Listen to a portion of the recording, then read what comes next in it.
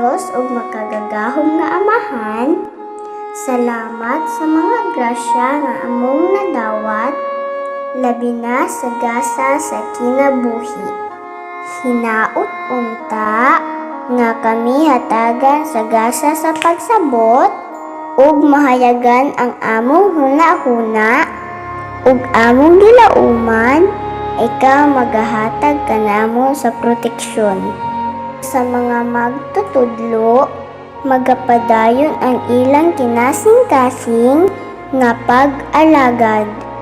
Una kami sa kalipay, aron mulambo ang tinuod na gugma ug kaluoy sa matag adlaw. Ining tanan among gilauman, sa ngalan ni Jesus, Amen.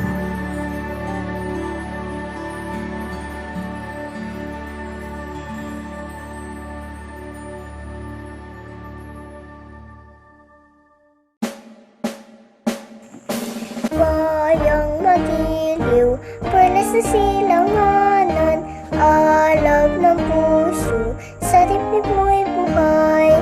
Lupang hinirang, tuyan ka ng magiting, sa manlulupig, di ka pasisiin, sa dagat at bundok, sa simoy at sa langit mong bukaw.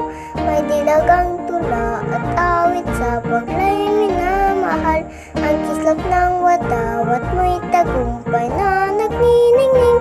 Ang bituin at araw niyang kailan pa may di magdidilim. Lupa ng araw nang luwalhati pagsinta, buhay langit sa piling mo. Aming ligaya ng pag may mga api, ang mamatay ng dahil sa'yo.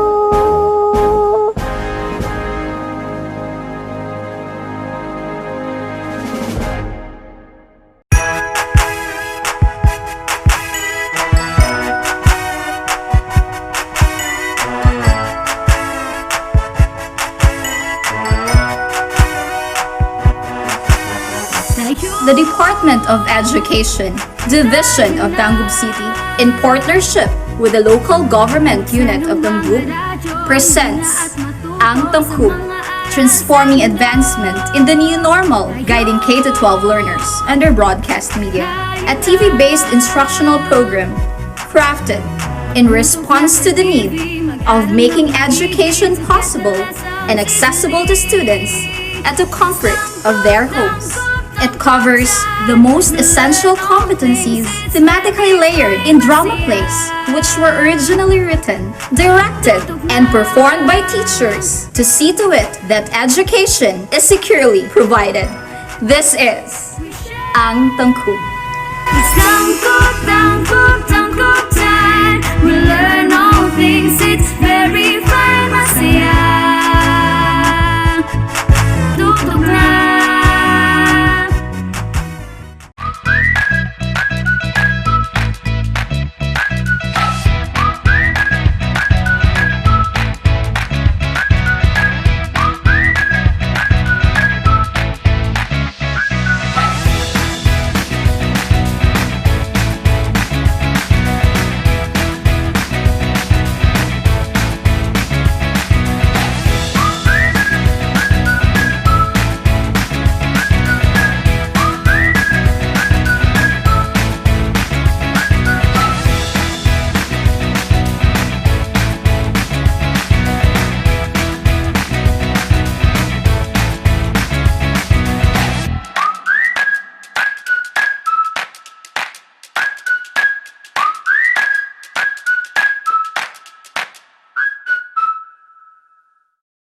Kumusta mga bata? Sa dili pa nato sugdan ang atong pagtulunan karong adlaw, ato sang balikan ang mga letra nga ato nang nakatunan. Atong nakatunan ang letrang M nga adunay tingog nga Karon mga bata, atong paminawon ang kanta mahitungod sa letrang M.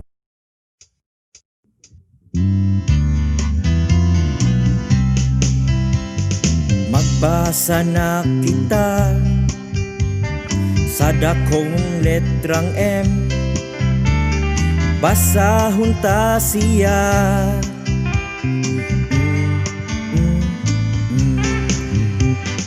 Magbasa na kita sa gamayng letrang M, basahon ta siya.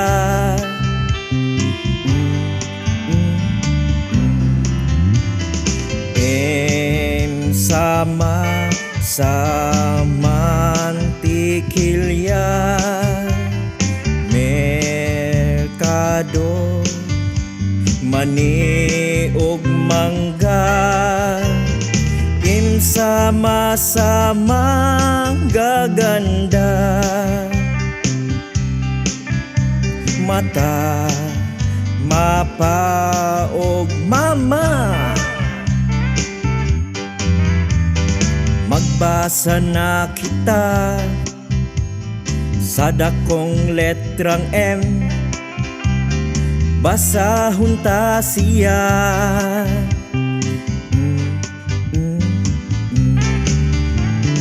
Basahon ta siya.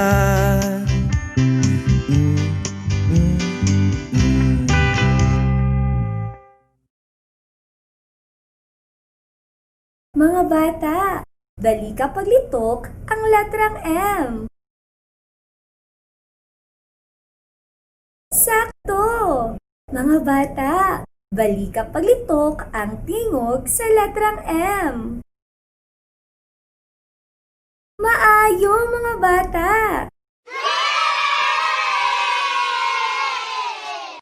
Ato usab nga nakatunan ang letrang A nga adunay tingog nga A. Karon mga bata, paminawan ninyo ang kanta mahitungod sa letrang A.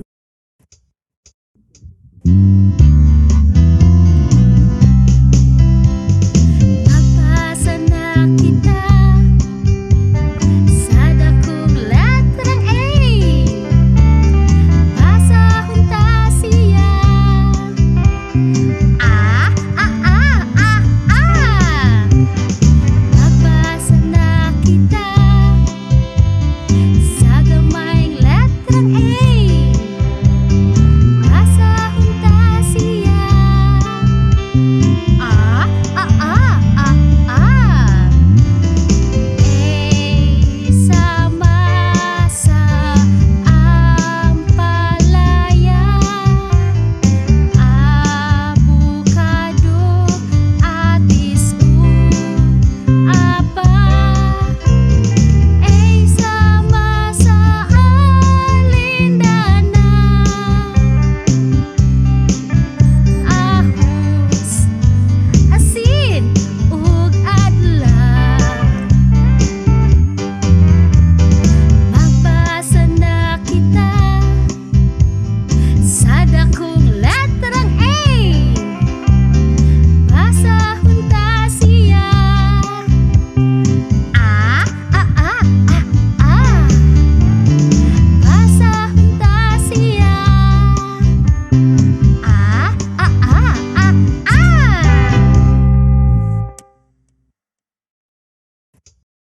Mga bata, bali ka paglitok ang letrang A. Sakto mga bata! Bali ka na pud paglitok ang tingog sa letrang A. Sakto!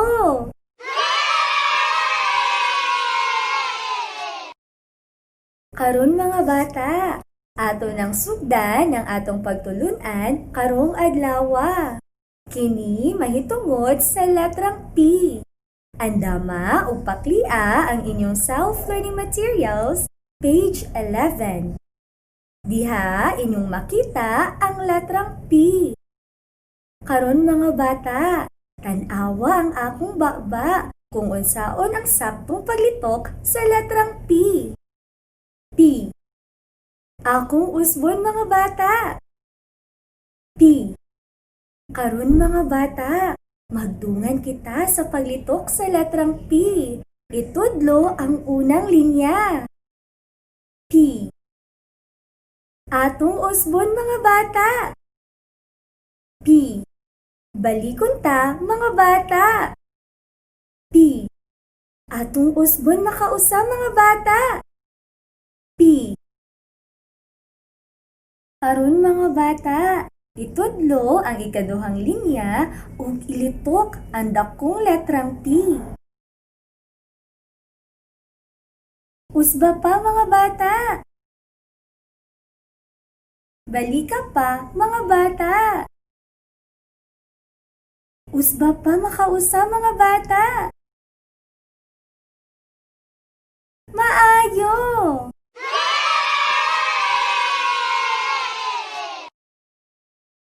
Karon mga bata, itudlo ang ikatulong linya ug magdungan kita sa paglitok sa gamay nga letrang P. P. Atong usbon mga bata. P. Balikon na pud nato mga bata. P. Usbon ta mga bata. P. Maayo!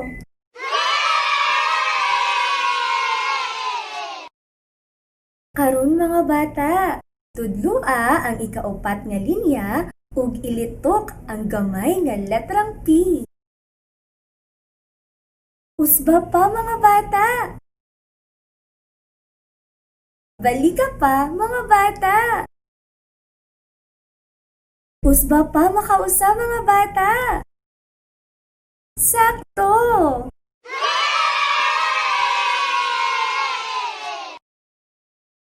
Karon mga bata, lantawa ang posisyon sa baba sa hulagway nga inyong makita tapat sa letrang P.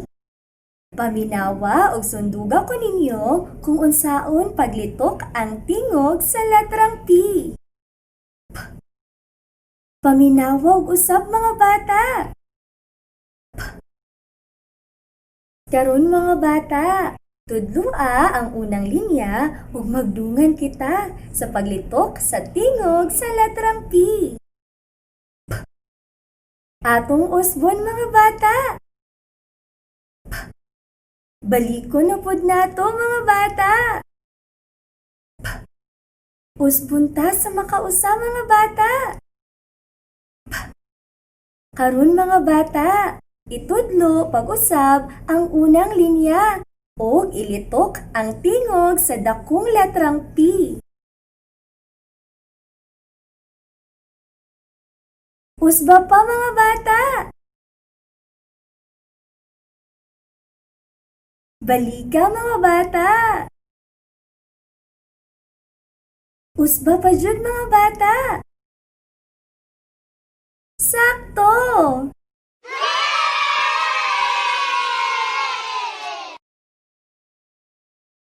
Karon mga bata, itudlo ang ikaduhang linya ug ilitok ang tingog sa letrang P. Usba pa mga bata.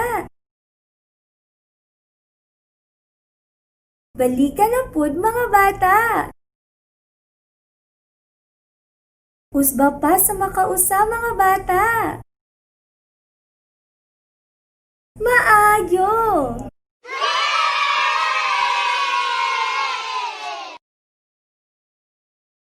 Karon, itudlo ang ikatulong linya ug magdungan kita sa paglitok sa gamayng letrang P. Atong usbon mga bata. Balikon ta mga bata. Usbon ta makausa mga bata. Maayo! Karon mga bata, itudlo pagbalik ang ikatulong linya ug ilitok ang tingog sa letrang P.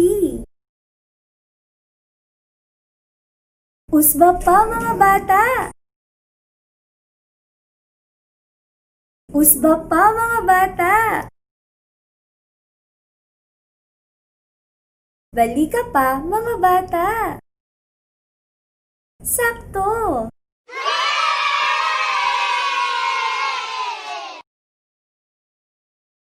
Karon, Tudlua ang ikaupat nga linya ug ilitok ang tingog sa gamay nga letrang P. Usba pa mga bata. Balika pa mga bata. Usba pa makausa mga bata. Maayo.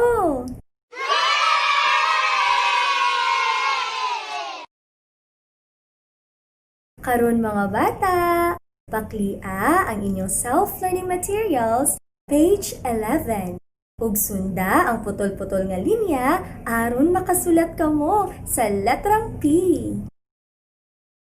Mga bata, samtang nagsulat kamo sa inyong activity sheets, paminawan ninyo ang kanta sa letrang P.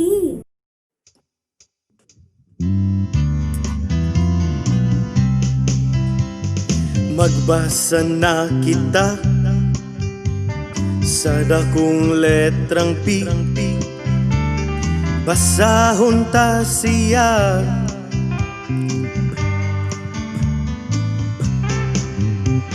Magbasa na kita sa gamayng letrang P. Basahon ta siya.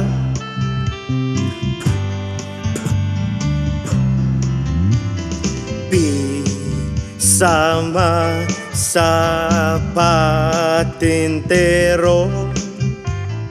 palo, sebo, pingpong og piko.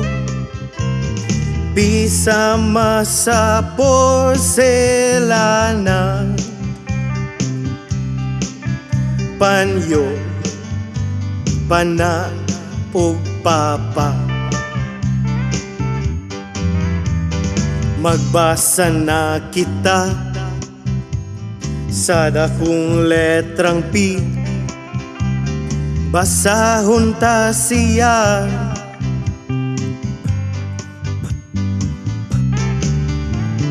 Basahon ta siya.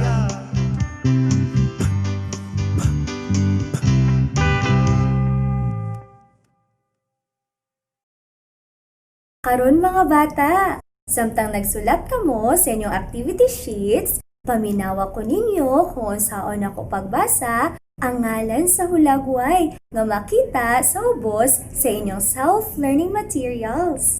Ang unang hulagway mao ang panyo. Panyo. Ang ikaduhang hulagway mao ang pulis. Pulis.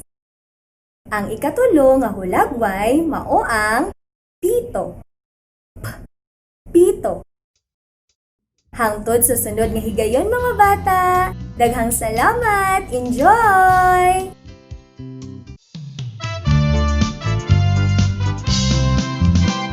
Sa duha tulo, upat lima unom, ang mati ay sayon. Sa duha tulo, upat lima unom, ang mati ay sayon. Addition of multiplication, subtraction of and division,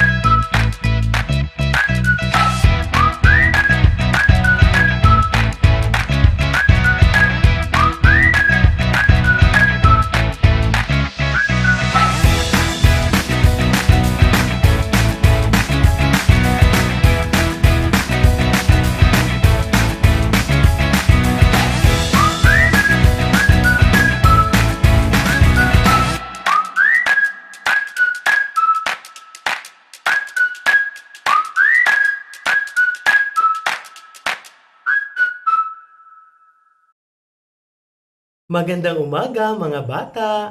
Kumusta kayo sa araw na ito? Handa na ba kayo sa ating panibagong leksyon? Ako si Teacher Popoy. Sa araw na ito, ating sisimulan ang ating panibagong leksyon sa Filipino. Ngayon mga bata, basahin natin ang mga pangalan ng mga larawan na nagsisimula sa titik N na may tunog na Ngayon, kilalanin at babasahin natin ang mga pangalan na nasa larawan. Basahin natin ang mga pangalan ng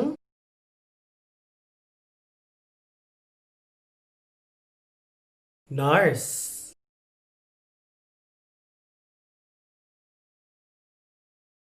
nanay,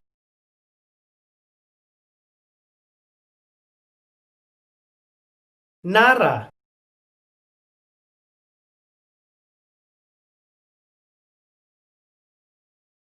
niyog,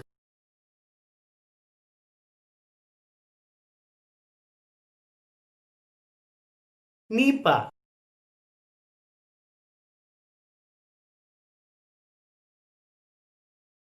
noo,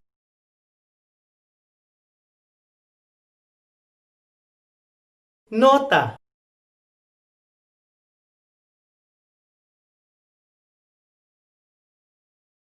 nunal. Ngayon, basahin ninyo ang mga salita na makikita sa screen. Simulan na ninyo mga bata.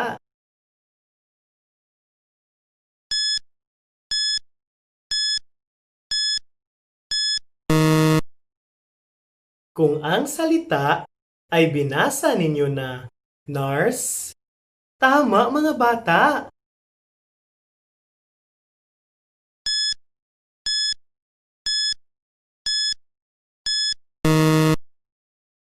Kung ang salita ay binasa ninyo na nanay, magaling mga bata.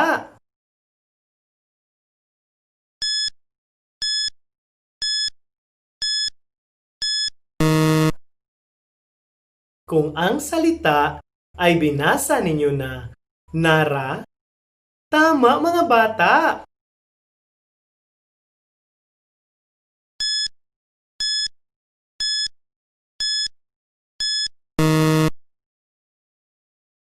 Kung ang salita ay binasa ninyo na niyog, magaling mga bata.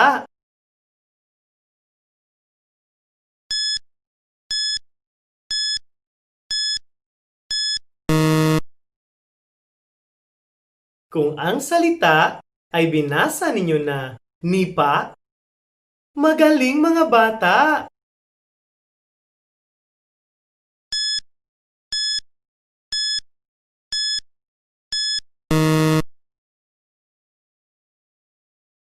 Kung ang salita ay binasa ninyo na noo, magaling mga bata.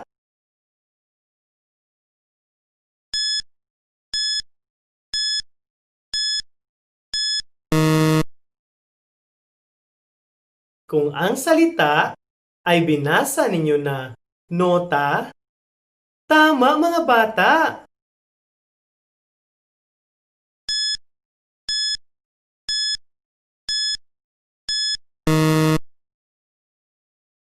Kung ang salita ay binasa ninyo na nunal, magaling mga bata. Basahin naman natin ang mga parirala na may mga salitang nagsisimula sa titik N na may tunog na Basahin natin ang mga parirala na makikita sa screen. Halimbawa mga bata, ang nurse. Magsimula na tayo mga bata.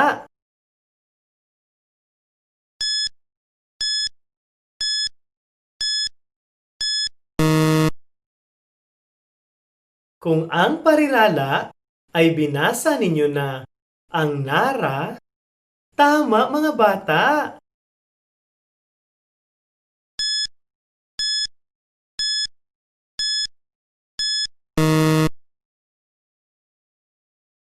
Kung ang parirala ay binasa ninyo na ang nipa, magaling mga bata!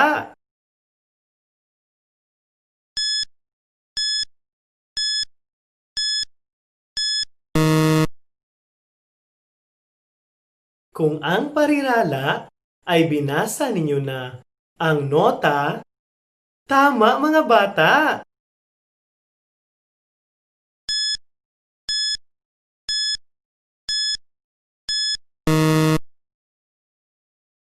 Kung ang parirala ay binasa ninyo na si nanay, magaling mga bata!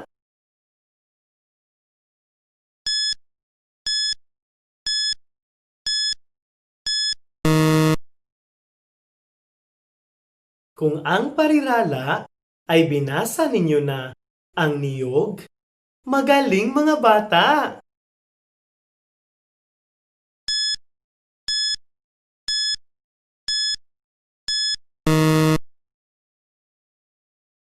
Kung ang parirala ay binasa ninyo na ang noo, tama mga bata!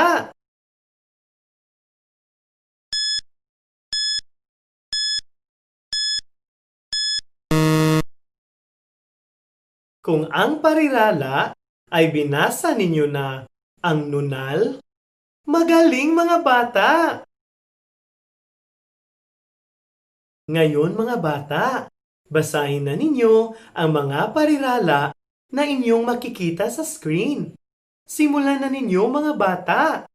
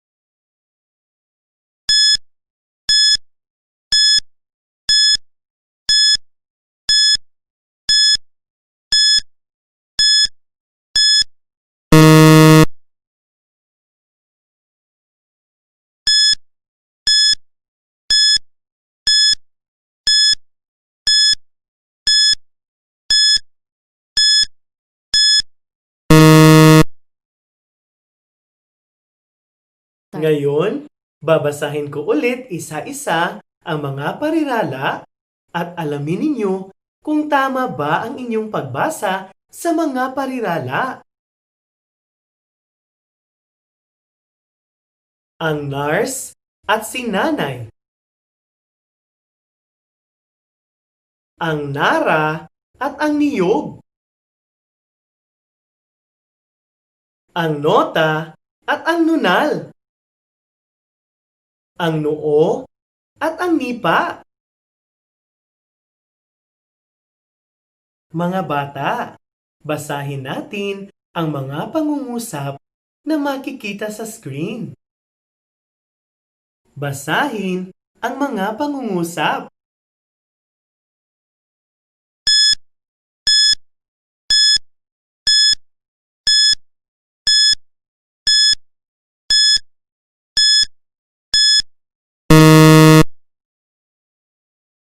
Kung ang pangungusap ay binasa ninyo na si Nika ay isang nurse na manika, tama!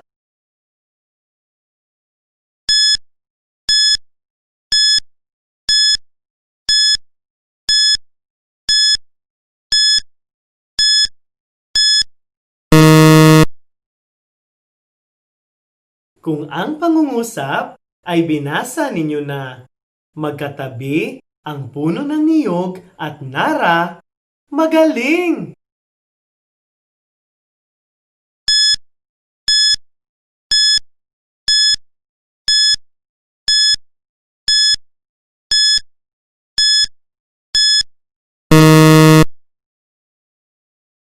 Kung ang pangungusap ay binasa ninyo na ang nunal ko ay maliit, tama!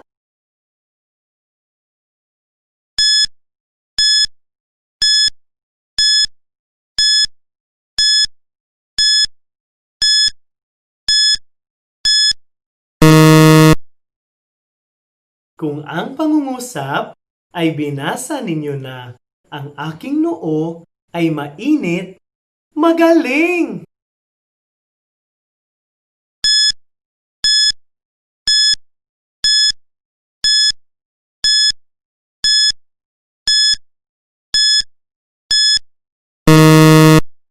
Kung ang pangungusap ay binasa ninyo na gawa sa nipa ang aming kubo, magaling! Ngayon mga bata, basahin ninyo ang isang tula na inyong makikita sa screen na pinamagatang Nika. Simulan ninyo mga bata!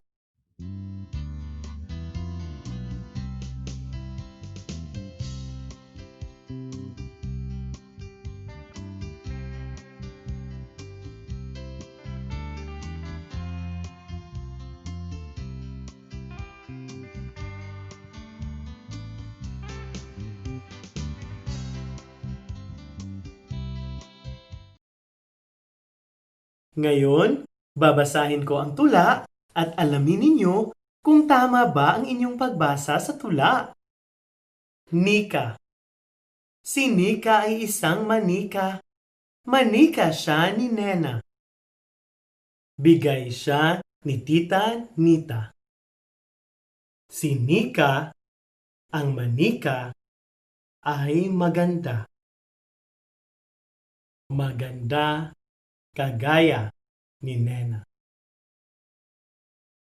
Para sa inyong unang gawain, mga bata, tingnan ang ibabang bahagi ng tula na inyong binasa at sagutin ang mga tanong na inyong makikita. At para naman sa inyong ikalawang gawain, mga bata, buksan muli ang ika-60 na pahina ng inyong Module N. At para naman sa inyong taktang aralin, mga bata, gayahin at isulat ang titik N sa kursibong pagsulat nito. Hanggang sa muli mga bata, sana'y may natutunan kayo sa araw na ito. Enjoy!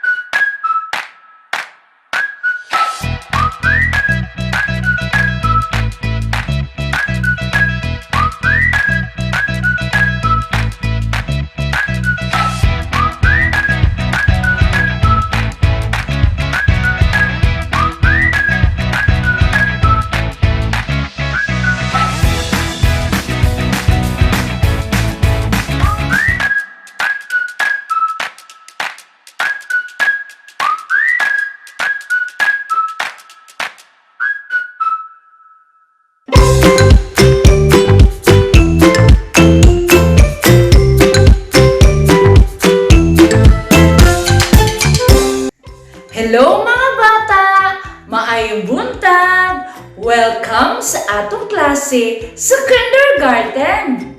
Dinhi gihapon kita magklase sa tulungaan sa telebisyon o sa radyo. Ako ang iyong teacher, si Teacher Mary Grace. Gahapon, atong nakatunan ang bahin sa color na green o lunhaw sama sa okra, karsunis, sinina, headband, ug bayabas. Karong adlaw atong katunan ang bahin sa color nga orange o kahel. Mga bata, na ako ipakita ninyo. Mao kini ang saya, ang iyang color orange o kahel. Akong usbon mga bata. Mao kini ang saya, ang iyang color orange o kahel. Akong usbon sa makausa mga bata.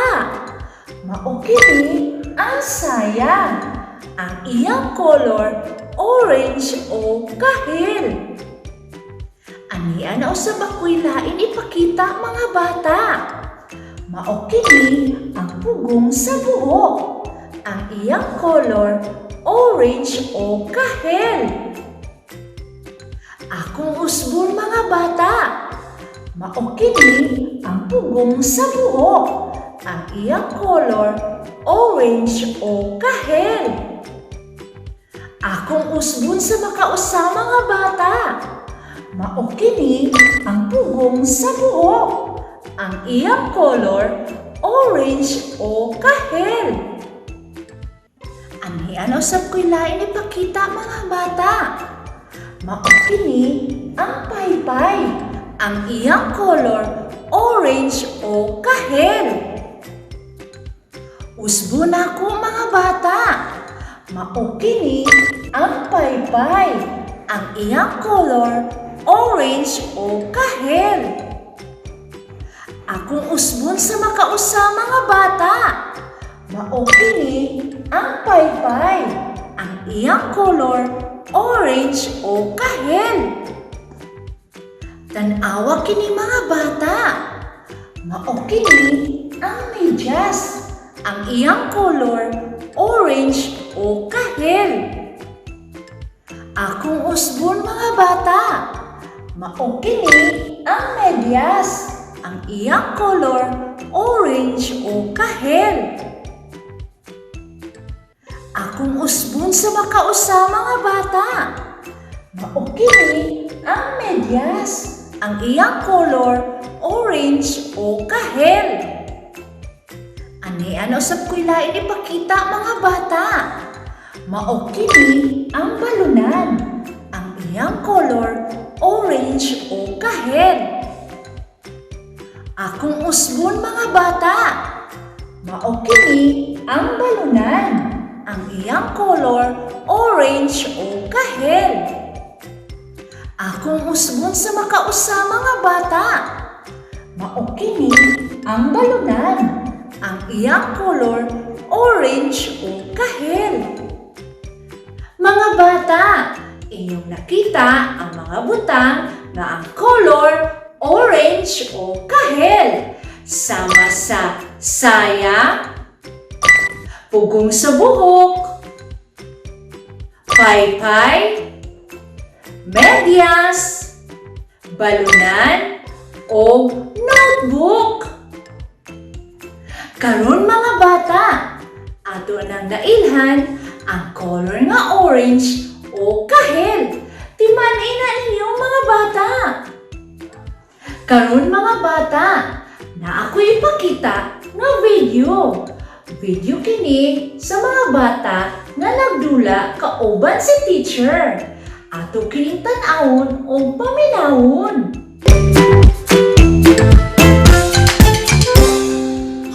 Mga bata, madula ta. Anaa sa tunga ang mga nagkalain-laing mga butang.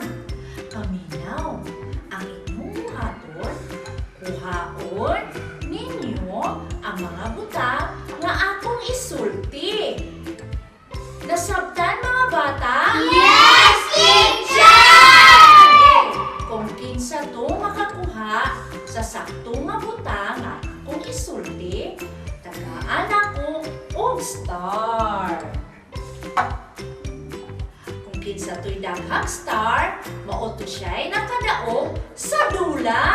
Nasabtan mga bata? Yes, teacher! Okay, ready na? Ready na? Aha! Okay, paminaw og ayo. Kuha ang orange nga gunting. Okay, Zoe, very good. Ang akong nakuha kay gunting, ang iyang color orange. Yan, anak kaya reward. Saan ni Zoe? Star. Star. Pakpakan na to si Zoe! Sunod! Ang inyong kuhapon, orange nga plato! Okay, Jana. Ang akong nakuha, plato. Ang iyang color orange. Very good! Okay, unsa ni Jana? Star. Ha? Okay, naanak ko reward si Jana nga star. Ipakpakan na to si Jana! Sunod! Ang inyong kuhakon, orange nga bula! Okay, Aki.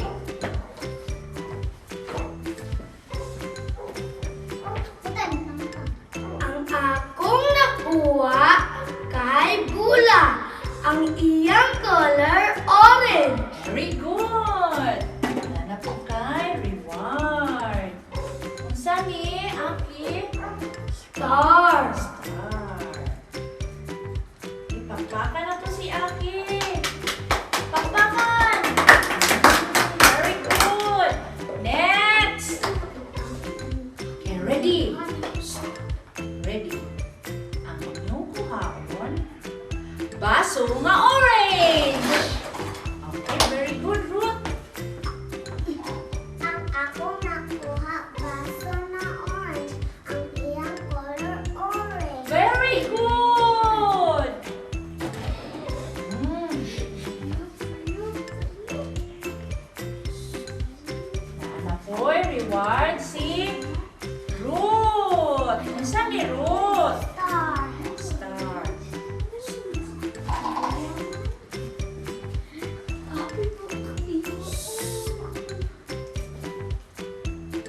Okay, pakpakan na to si Ruth. Sunod, ang inyong kuhapon, orange nga tarang-tarang. Okay, very good. Yellow malabos.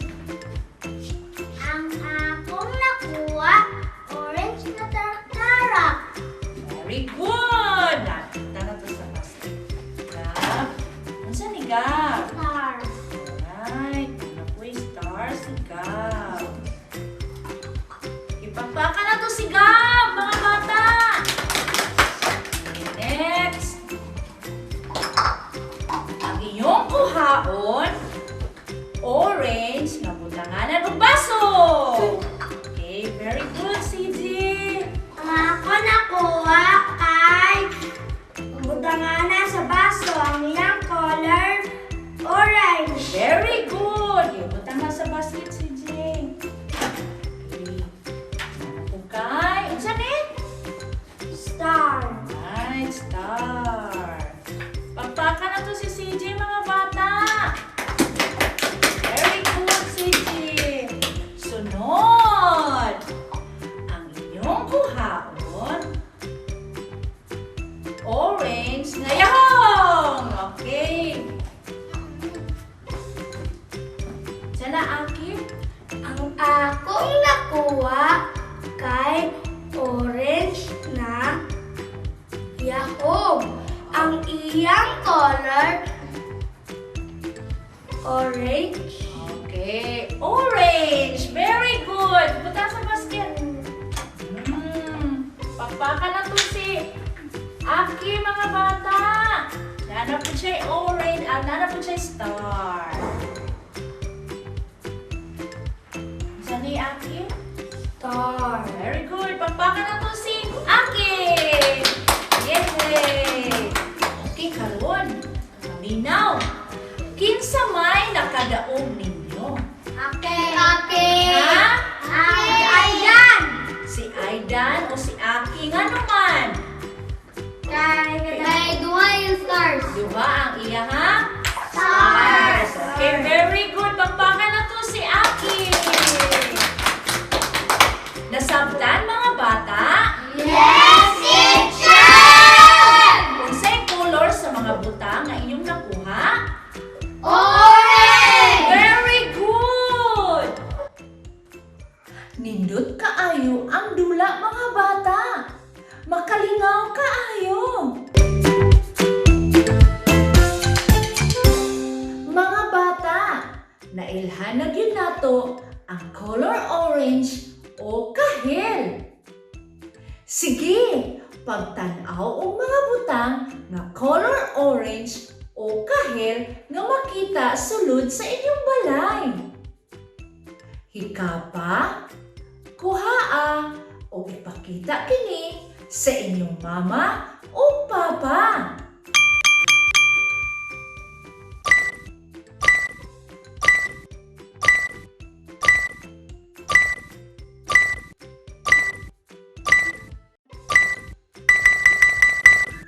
Nakakita na ba kamo o mga butang na color orange o kahel mga bata?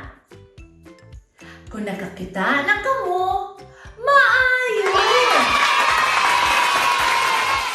Gipakita na ba ninyo kini sa inyong mama o papa? Kung inyo nang ipakita, maayo! Pangita na po mo og laing mga butang nga color orange o kahel o ipakita kini sa inyong ate o kuya.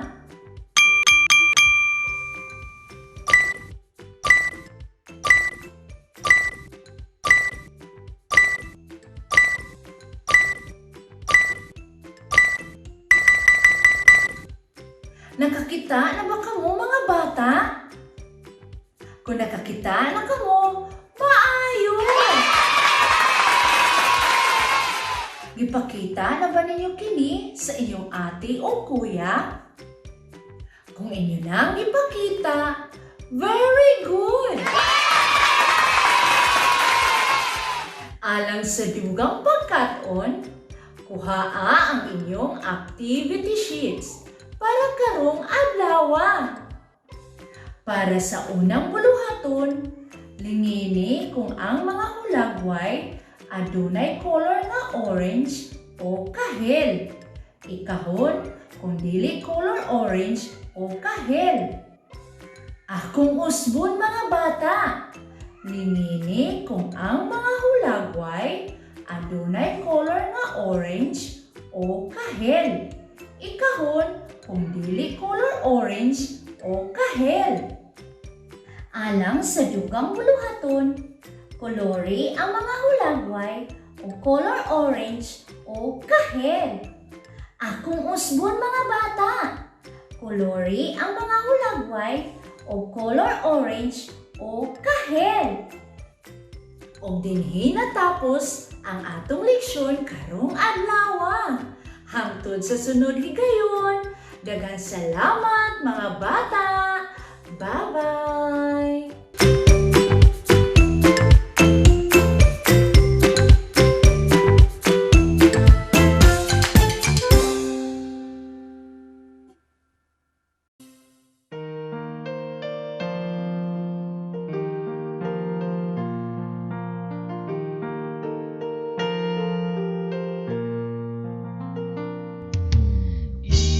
Edukasyon sa pagpapakatao.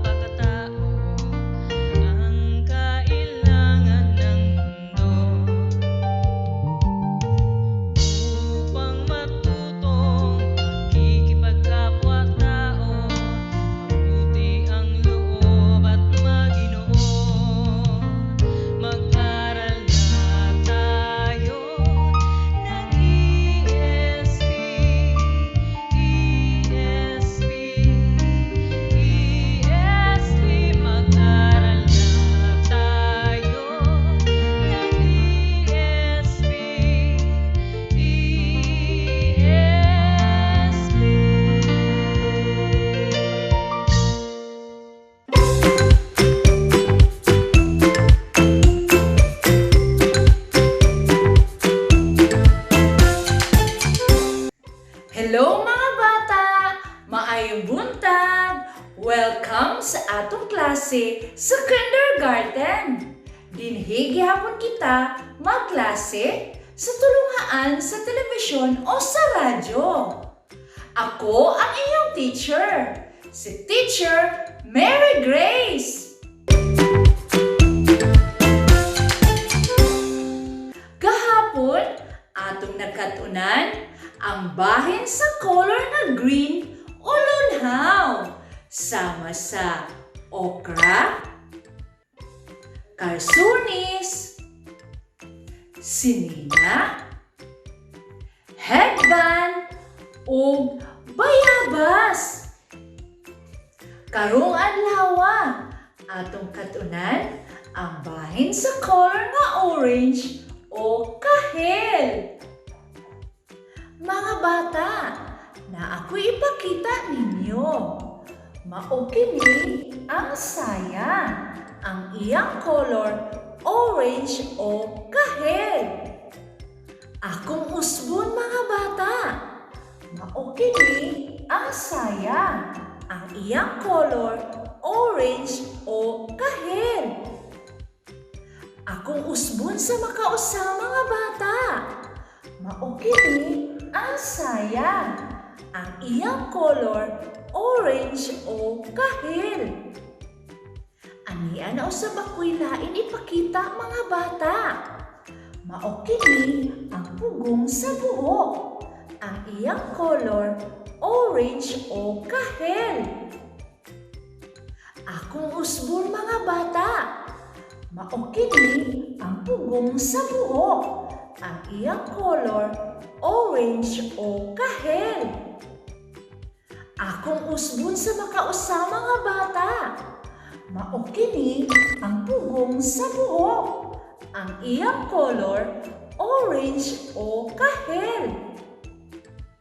Anian usab ko'y lain ipakita mga bata. Mao kini ang paypay, ang iyang color orange o kahel. Usbon ako mga bata.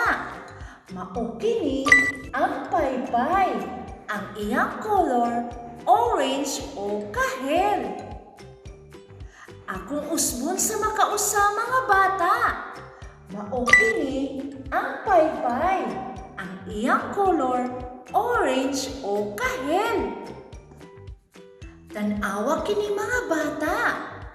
Mao kini ang medyas, ang iyang color orange o kahel.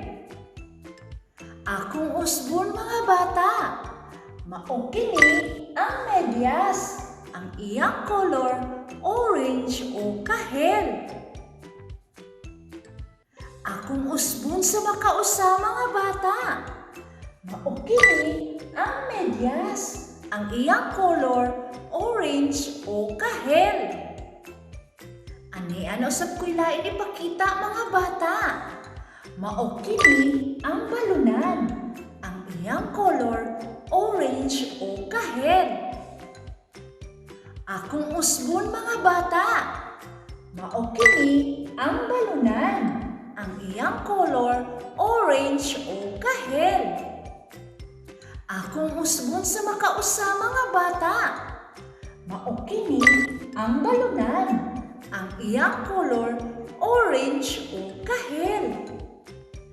Mga bata, inyong nakita ang mga butang na ang color orange o kahel sama sa saya, pugong sa buhok, paypay, medyas, balunan o notebook.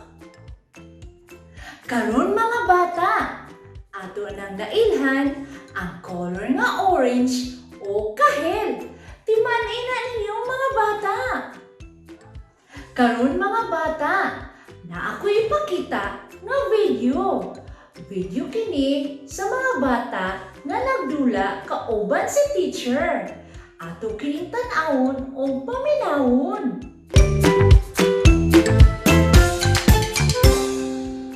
Mga bata, magdula ta.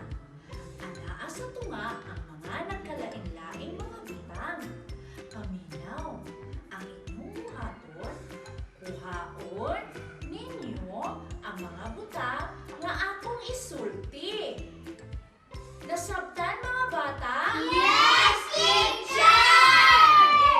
Kung kinsa to makakuha sa saktong nga butang nga akong isulti, tagaan ako og star. Kung kinsa to'y daghang star, mao to siya'y nakadaog sa dula. Nasabtan mga bata? Yes, teacher! Okay, ready na? Ready na? Aha! Okay, paminaw og ayo. Kuha ang orange nga gunting. Okay, Zoe, very good.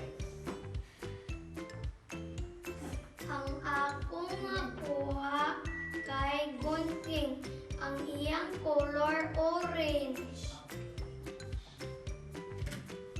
Yan na kaya reward.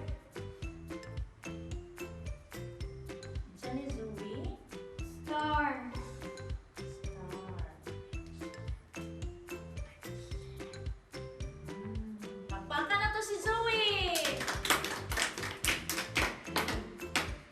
Sunod. Ang inyong kuhapon, orange nga plato. Okay, Jana. Ang akong nakuha, plato. Ang iyang color orange. Very good. Okay, unsa ni Jana? Star. Ha? Okay, naanap ko reward si Jana nga star. Ipakpakan na to si Jana. Sunod. Ang inyong kuhaon, orange nga bula. Okay, Aki.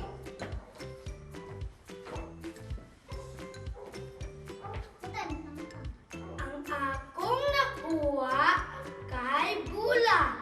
Ang iyang color orange. Very good. Nanap ko kay reward. Unsa ni Aki? Star. Star.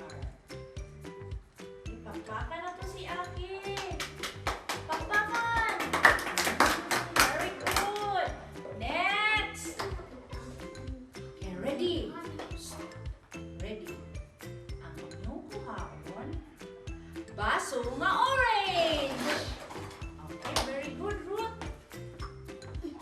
Ang akong nakuha, baso na orange. Ang iyang color orange. Very good. Mm. Naana po'y reward si Ruth. Isa ni Ruth. Star. Star.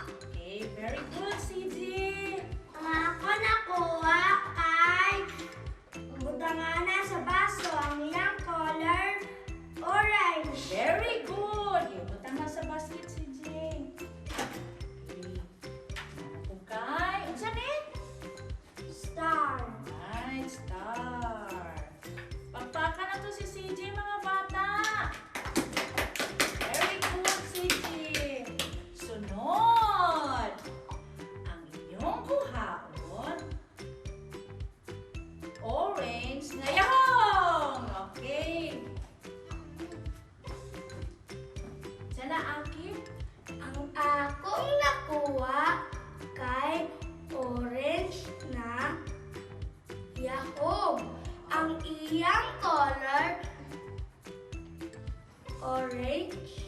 Okay, orange. Very good. Buta sa basket. Pakpakan na to si Aki, mga bata. Nana po siya orange. Nana po siya star. Saan ni Aki? Star. Very good. Pakpakan na to si Aki. Yay! Okay, karon. Minaw. Kinsa may nakadaog ninyo? Ake. Ha? Ayan. Si Aidan o si Aki nga naman? Kay duha yung stars. Duha ang iya ha? Stars. Okay, very good. Pagpakan na to si Aki. Nasabtan mga bata? Yes, teacher! Unsay color sa mga butang na inyong nakuha? Orange. Very good! Nindot kaayo ang dula mga bata. Makalingaw kaayo.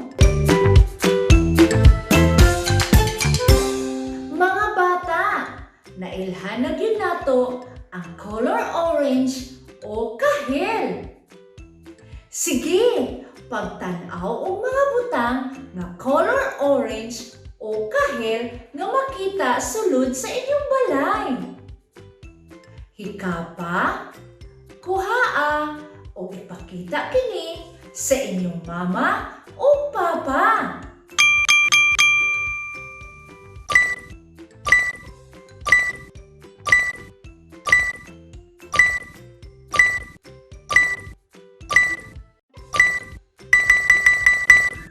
Nakakita na ba kamo og mga butang nga color orange o kahel mga bata? Kung nakakita na kamo, maayo! Gipakita na ba ninyo kini sa inyong mama o papa? Kung inyo nang ipakita, maayo! Pangita na po mo og laing mga butang nga color orange o kahel o ipakita kini sa inyong ate o kuya.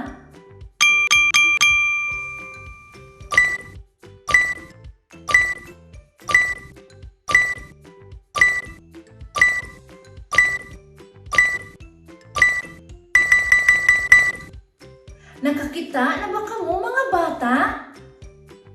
Kung nakakita na kamo, maayo! Gipakita na ba ninyo kini sa inyong ate o kuya? Kung inyo nang ipakita, very good! Alang sa dugang pagkaton, kuhaa ang inyong activity sheets para karong adlaw. Para sa unang buluhaton, lingini kung ang mga hulagway adunay color nga orange o kahel. Ikahon kung dili color orange o kahel. Akong usbon mga bata, lingini kung ang mga hulagway adunay color nga orange o kahel. Ikahon kung dili color orange o kahel. Alang sa dugang buluhaton, kolori ang mga hulagway o color orange o kahel. Akong usbon mga bata, kolori ang mga hulagway o color orange o kahel. Og dinhi natapos ang atong leksyon karong adlaw. Hangtod sa sunod higayon, daghang salamat mga bata! Bye-bye!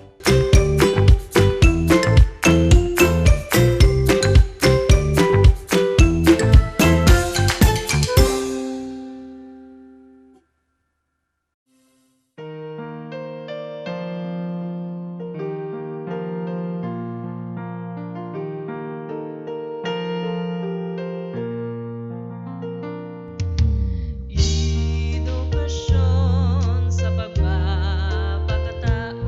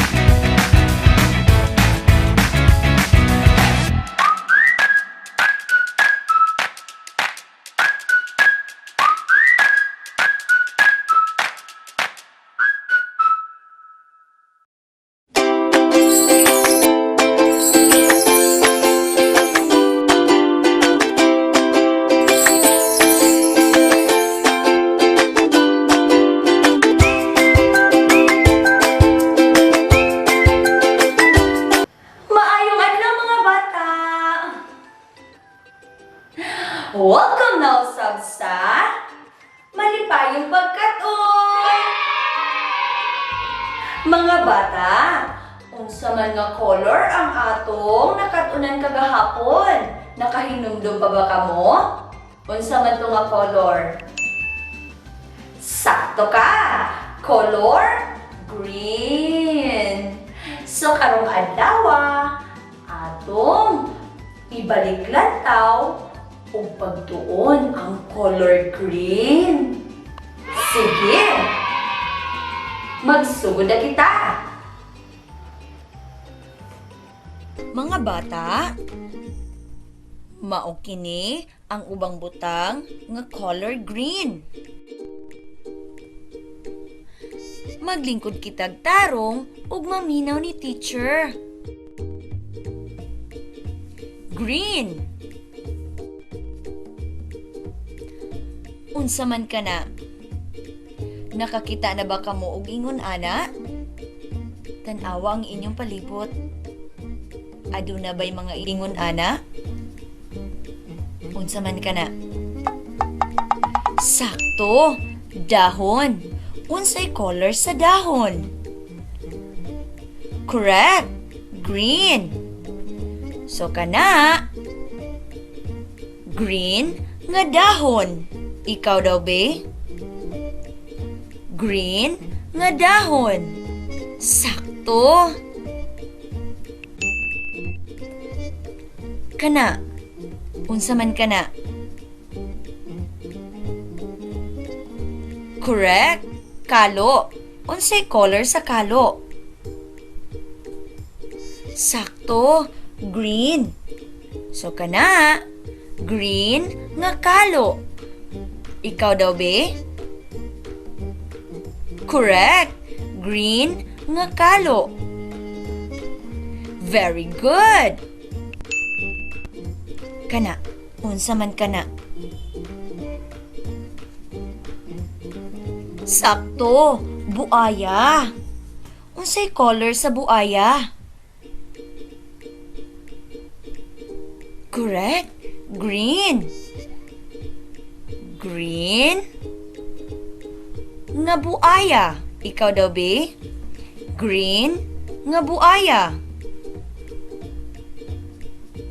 Very good! Kana? Nakakita na ba ka mo gingon ana? Unsa man kana? Sakto! Baki! Unsay color sa baki? Very good! Green! So, green nga baki. Again? Green nga baki. Maayo na kaayo. Kana, unsa man kana? Sakto! Crayola. Unsay color sa Crayola? Green usab. So, green nga Crayola. Ikaw daw be? Green nga Crayola. Very good! Karon mga bata, aduna ako'y buluhaton nga giandam para kaninyo. Lingini ang mga butang nga color green. Unsay inyong buhaton? Linginan lamang ang mga butang nga color green. Unsa inyong nakita? Sakto, dahon og isda. Asa man ana ang color green? Sakto, ang dahon. Very good. Kana, asa man ana ang color green? Ang bibi ba? Or ang kalo?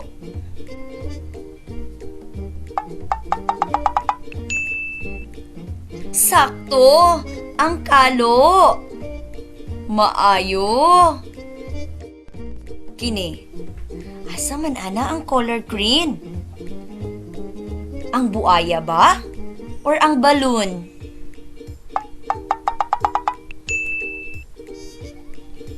Very good! Ang buaya. Kini, asa may green ana? Ang dolphin? Or ang baki?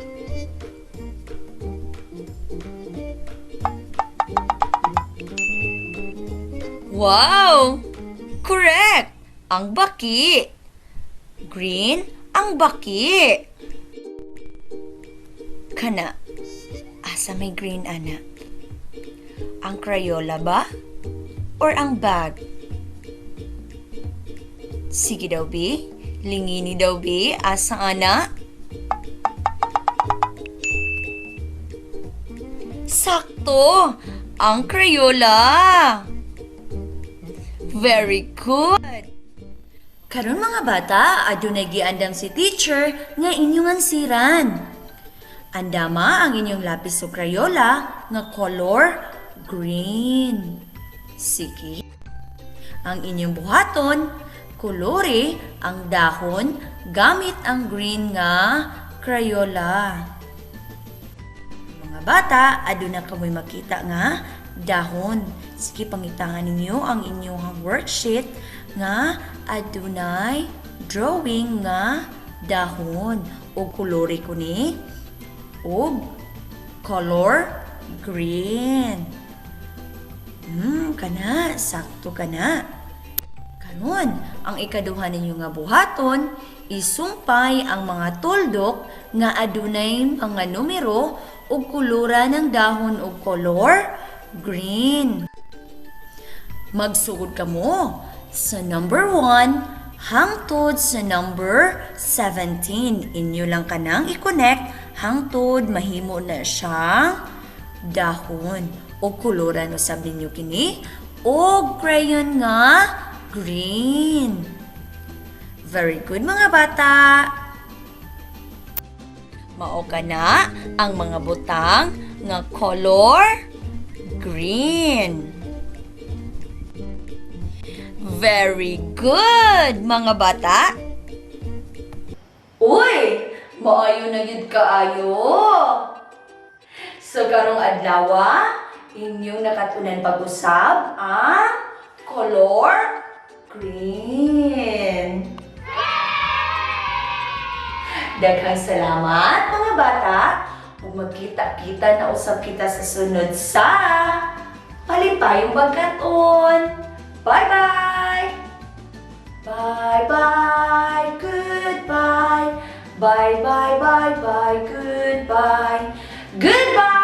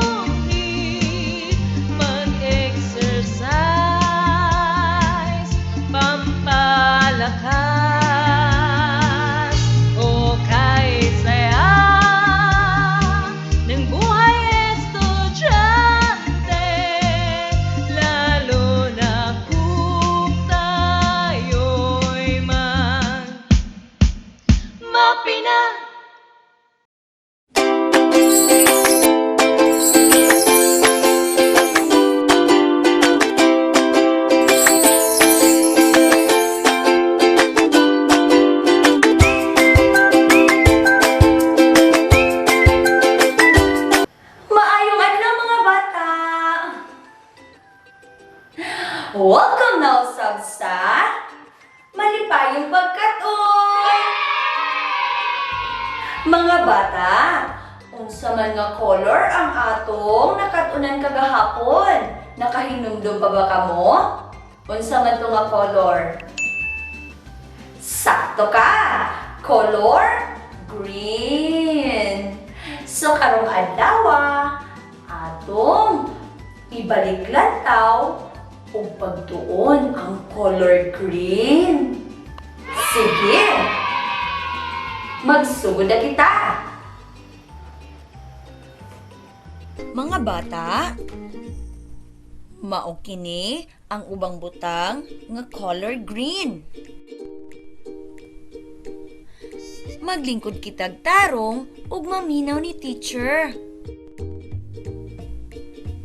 Green. Unsa man ka na? Nakakita na ba kamo og ingon ana? Tan-awa ang inyong palibot. Aduna ba'y mga ingon ana? Unsa man ka na? Sakto! Dahon! Unsay color sa dahon? Correct! Green! So kana? Green nga dahon. Ikaw daw be? Green nga dahon. Sakto! Kana? Unsa man kana? Correct! Kalo. Unsay color sa kalo? Sakto. Green. So kana? Green nga kalo. Ikaw daw be? Correct. Green nga kalo. Very good. Kana. Unsa man kana? Sakto, buaya. Unsay color sa buaya? Correct, green. Green nga buaya. Ikaw daw be?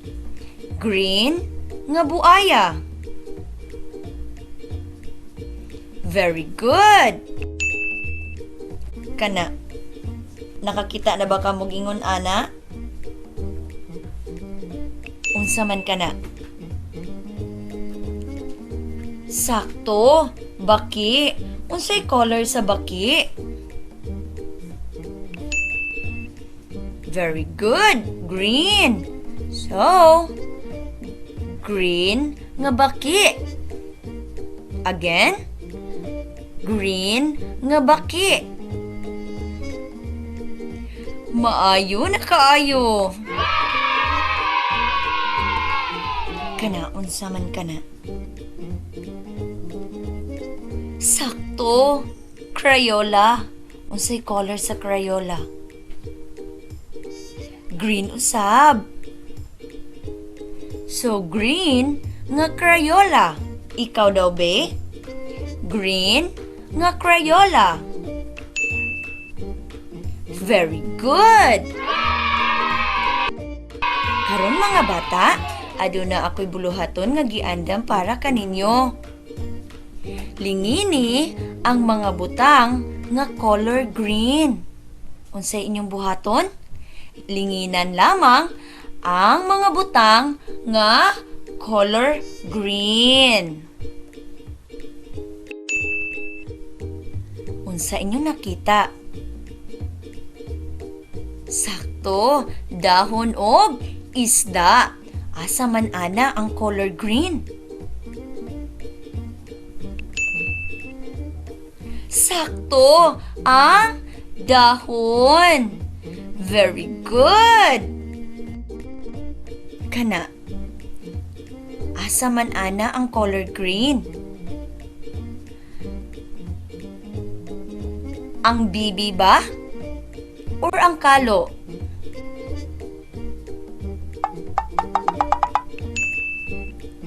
Sakto, ang kalo. Maayo. Kini, Asa man ana ang color green? Ang buaya ba? Or ang balloon?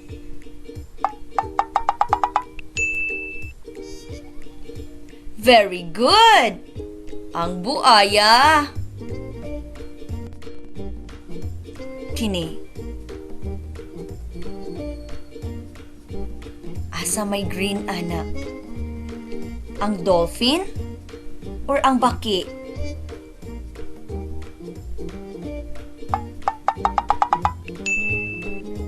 Wow! Correct! Ang baki. Green ang baki. Kana, asa may green ana? Ang Crayola ba? Or ang bag? Sige daw, bi. Lingini daw, bi. Asa ana? Sakto! Ang Crayola! Very good! Karon mga bata, adunay giandam si teacher nga inyong ansiran. Andama ang inyong lapis o Crayola nga color green. Sige. Ang inyong buhaton, kolore ang dahon gamit ang green nga Crayola. Mga bata, aduna kamoy makita nga dahon. Sige, pangitangan ninyo ang inyong worksheet nga adunay drawing nga dahon o kolore ko ni o color green. Kana, sakto kana. Karon, ang ikaduha ninyo nga buhaton, isumpay ang mga tuldok nga adunay mga numero o kulura ng dahon o color green. Magsugod ka mo sa number 1 hangtod sa number 17. Inyo lang kanang i-connect hangtod mahimo na siyang dahon o kulura no sabi niyo kini o crayon nga green. Very good mga bata. Mao ka na ang mga butang nga color green. Very good, mga bata. Uy, maayo na yun kaayo. So, karong adlaw, inyong nakatunan pag-usab ang color green. Daghang salamat, mga bata. Kung magkita-kita na usab kita sa sunod sa Palipayong Bagkaton. Bye-bye! Bye-bye, goodbye. Bye-bye, goodbye. Goodbye!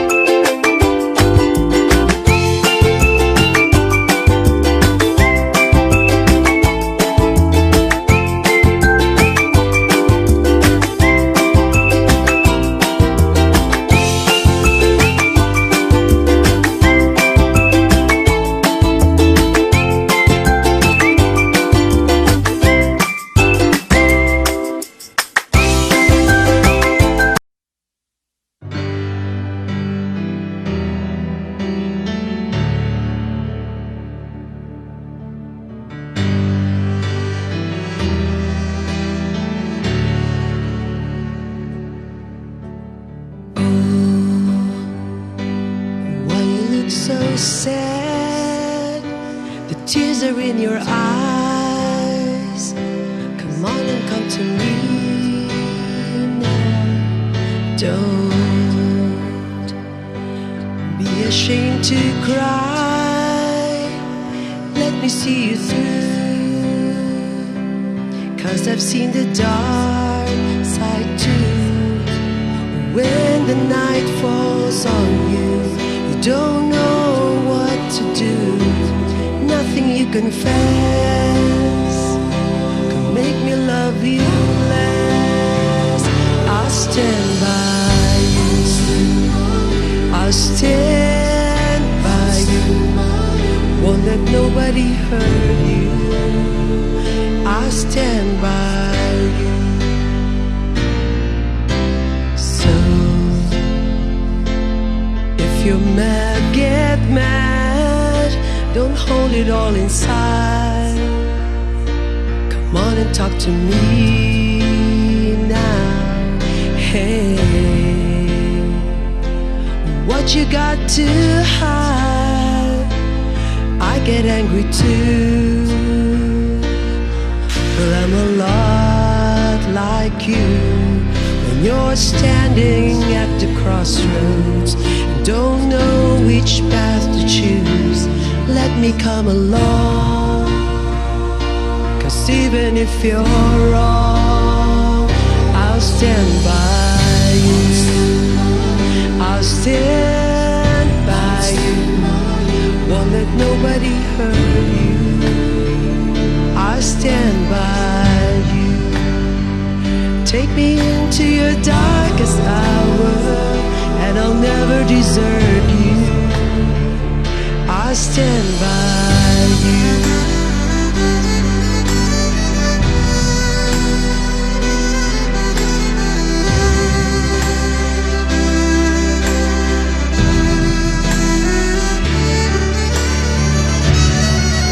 And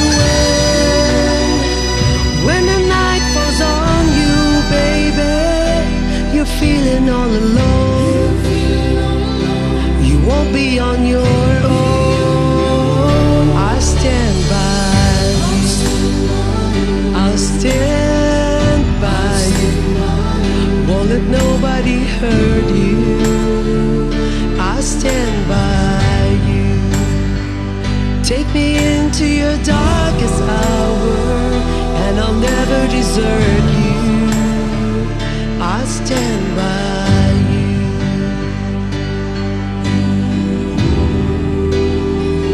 I'll stand by you.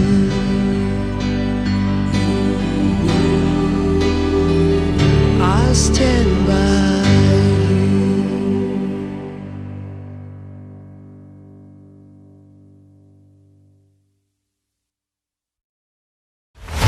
Inihahandog ng Dibisyon ng Tangkub City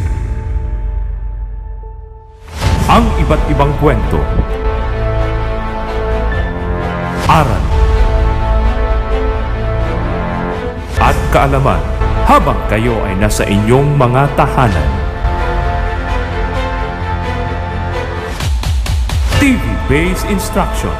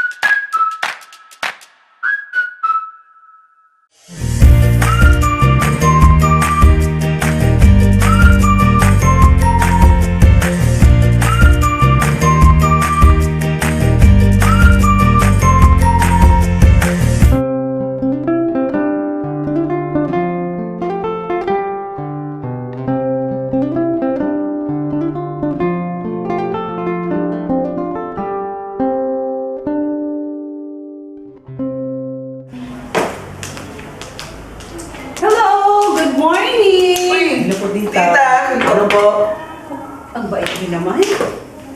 Ano ba yung pinagkakabalahan ninyong dalawa dyan? Tita, naghahanda po kami ng babaunin ni na mama at ang kanyang mga katrabaho.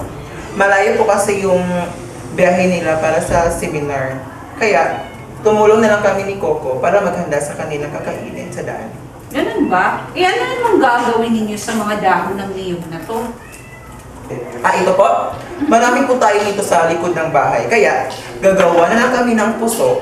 Kasi, bukod sa matagal itong mapanis, masarap pang kainin. Talaga? Ang sisipag Manang-mana kayo sa nanay ninyo. Mahilig din siyang gumawa niyan. Tinuruan po kasi kami ni Mama sa paggawa nito, tita. Di ba, kuya? Tama. Ay, ganun ba? Ang bait naman ng mga batang to. Dinaig niyo pa yung diskarte ko. Sige nga, turuan niyo na ako. Simple lang po ito, tita. Tatanggalin lang po natin ang tingting sa dahon ng niyog. Tapos po, sundin na lang natin ang pagkasunod-sunod ng pagkahabi para makabuo tayo base sa gusto nating hugis. Tapos, lagyan na lang natin ito ng bigas at pakuluan para maluto.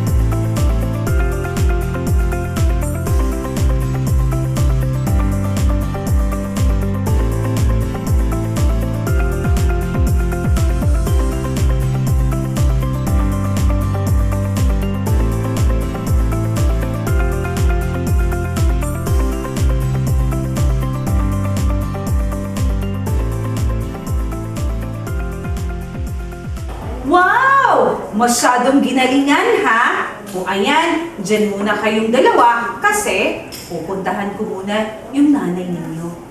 Okay po. Sige po, tita. Bye. Sige po. Bye-bye.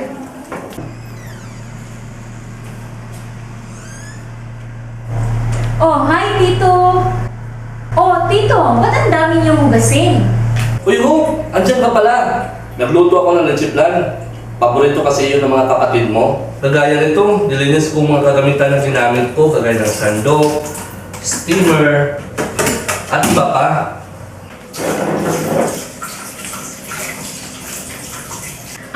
Ganun ba, Tito? Patikim naman. O sige, tamang-tama, napalamig ko na sa ref. Tawagin mo na sila na makakain tayo. Okay, sige, Tito. Tatawagin ko na sila.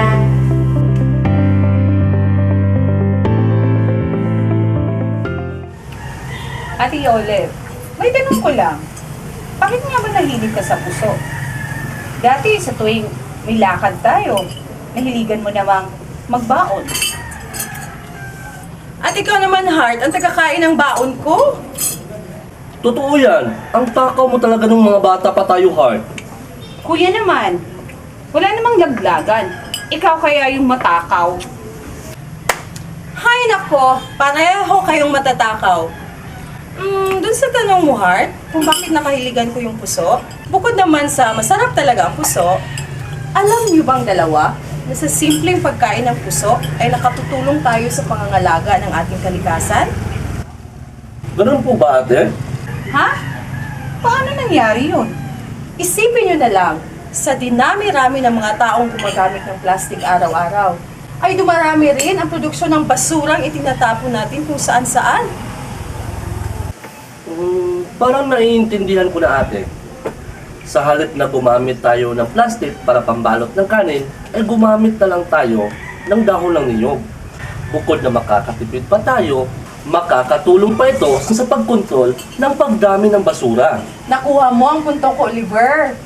Kapag hindi na pamahalaan ng maayos ang pagdami ng basura, magdudulot ito ng kontaminasyon sa lupa, sa tubig at sa hangin. Kaya kayong dalawa, tulad ng iba, maging responsable rin sana kayo sa pangangalaga ng ating kapaligiran para sa ikabubuti ng lahat. Opo naman ate. Ikaw kaya nagturo sa amin yan. Ay, maiba ako, Heart. Kumusta na nga pala yung ina-applyan mong trabaho? Natanggap ka ba? Nag-aantay pa nga ako ng tawag ate. Di ko nga alam kung tatawagan pa ba ako nun. Naalala ko, di ba mahilig kang magbenta ng kung ano-ano? Kaya nga business ang kursong natapos mo eh. Ay sinabi mo pa ate. Gusto ko talagang magnegosyo, kaso nga lang, wala akong puhunan. Tamang-tama! Mabuti pa sumama ka na lang sa akin kasi alam mo, yung seminar na dadaluhan ko bukas, nako, tungkol yun sa pagnenegosyo. Talaga ate? Sige, sasama ako.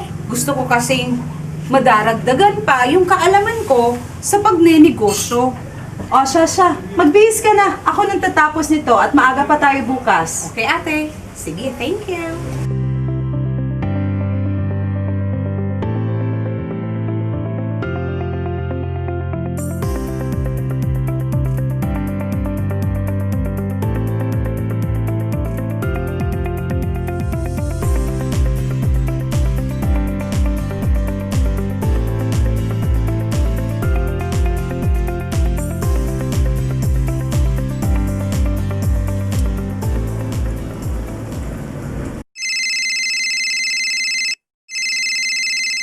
O Claire, Hello, ma'am. nasa na kayo?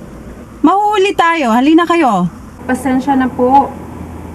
Na-flat tire po kami. Pero naayos na po. Papunta na po kami dyan. Sige, mag-iingat kayo. Ay, mabuti naman at nandito na kayong dalawa. Ay, sorry ma'am. Bigla ko kasing na-flat ang gulong ng motor ko. Kapag tataka nga kasi kabibili ko pa lang doon. Bakit kaya na-flat yung gulong mo, kabibili mo lang pala? Baka natusok ng bubog sa daan. Yan nga po ma'am pina-check namin. Nadiskubrihan namin na may tusok pala ng pako. Kaya yun. Totoo yun, ma'am. Buti na lang at may nadaanan kaming bukas na vulcanizing shop. Kaya, naayos din agad. Siya. Umalis na tayo at nang hindi tayo mahuli.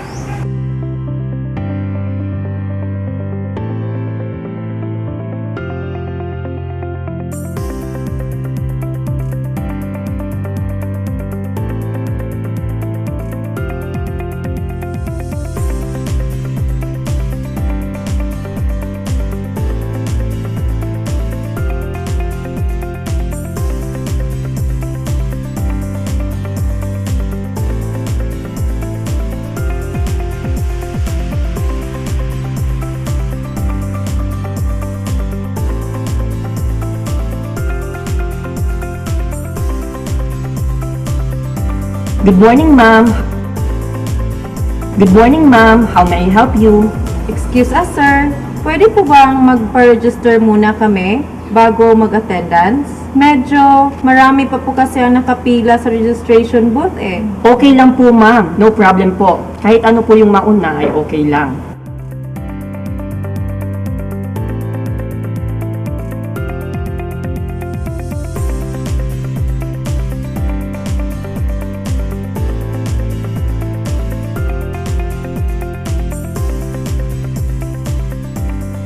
After having your registration, isunod nyo na lang po ang pag-fill out ng attendance sheet pag hindi na po masyadong busy.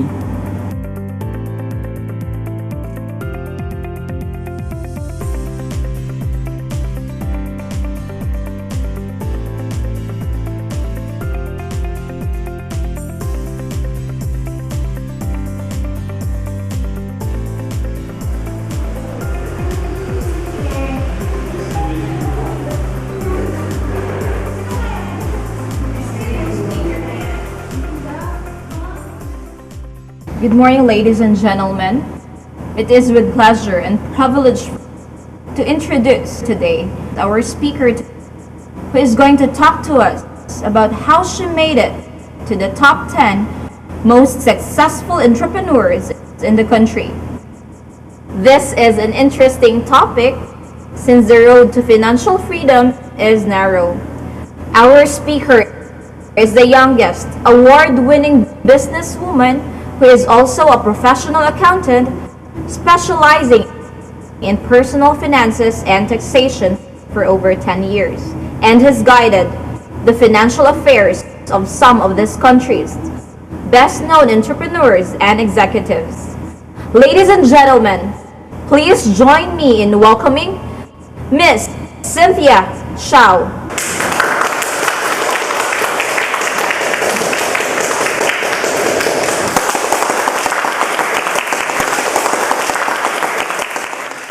We all had dreamed for something that made us excited and motivated.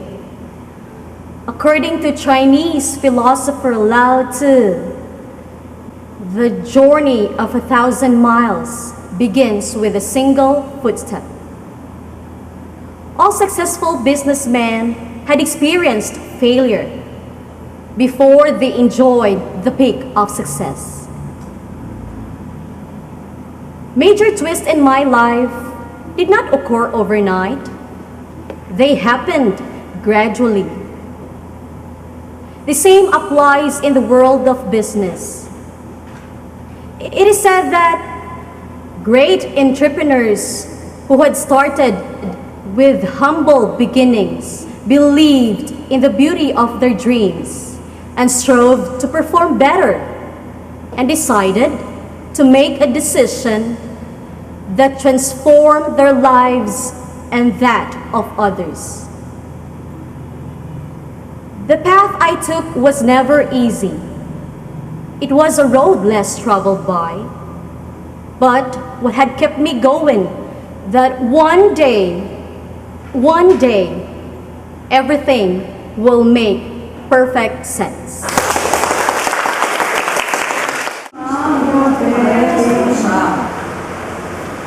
This time, let's proceed to our open forum to be initiated by our facilitator, Mr. Jonas De Vera. Sa pagkakataong ito ay inaanyayahan ang lahat ng mga participants na magtanong o magbahagi ng kanilang ideya. Yes, Ma'am Rhoda. Magandang araw po sa lahat. Isa po sa mga suliranin ko ay ang pagbaba ng aking kita sa negosyo kong RTW.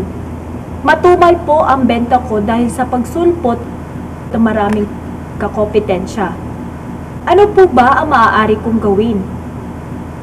Ang maipapayo ko sa iyo ay sikapin mong makahanap ng supplier kung saan makakakuha ka ng mas mura subalit di kalidad na produkto na hinahanap ng iyong mamimili. Alamin mo rin ang mga presyo ng iyong binibenta sa ibang tindahan para may basihan ka kung kailan ka magtataas o magbababa ng presyo. Kapag ginawa mo ito, tiyak na may bibili sa tindahan mo dahil hindi nalalayo ang presyo ng mga produkto mo sa ibang tindahan at bukod pa dun, maganda at sulit sa bulsa. Yes po, Ma'am Karina. Good day po sa lahat. Kung halimbawa po, kung ang inyong negosyo ay nasasapawan na ng inyong kakompetensya, ay mag-isip po kayo ng paraan na mapagsamasa. Like, for example, sa aking negosyo, sa aking experience. So, may libre, mainit, at masarap na sabaw po kami na inihahain sa mga customers. Kaya yun po ang aking experience kapag may kompetensya na po kayo. Thank you po. Salamat din po, Ma'am Karina. Napakaganda ng ating talakayan ngayong araw. Sino pa po ba ang may mga katanungan? Thank you, ate. Kasi sinama mo ako dito. Ayun tuloy, ang dami sa natututunan. Alam mo naman, Heart, kapag para sa'yo, gagawin ni ate ang lahat. Thank you, ate. Kaya nga, love na love kita eh. Pakap naman siya.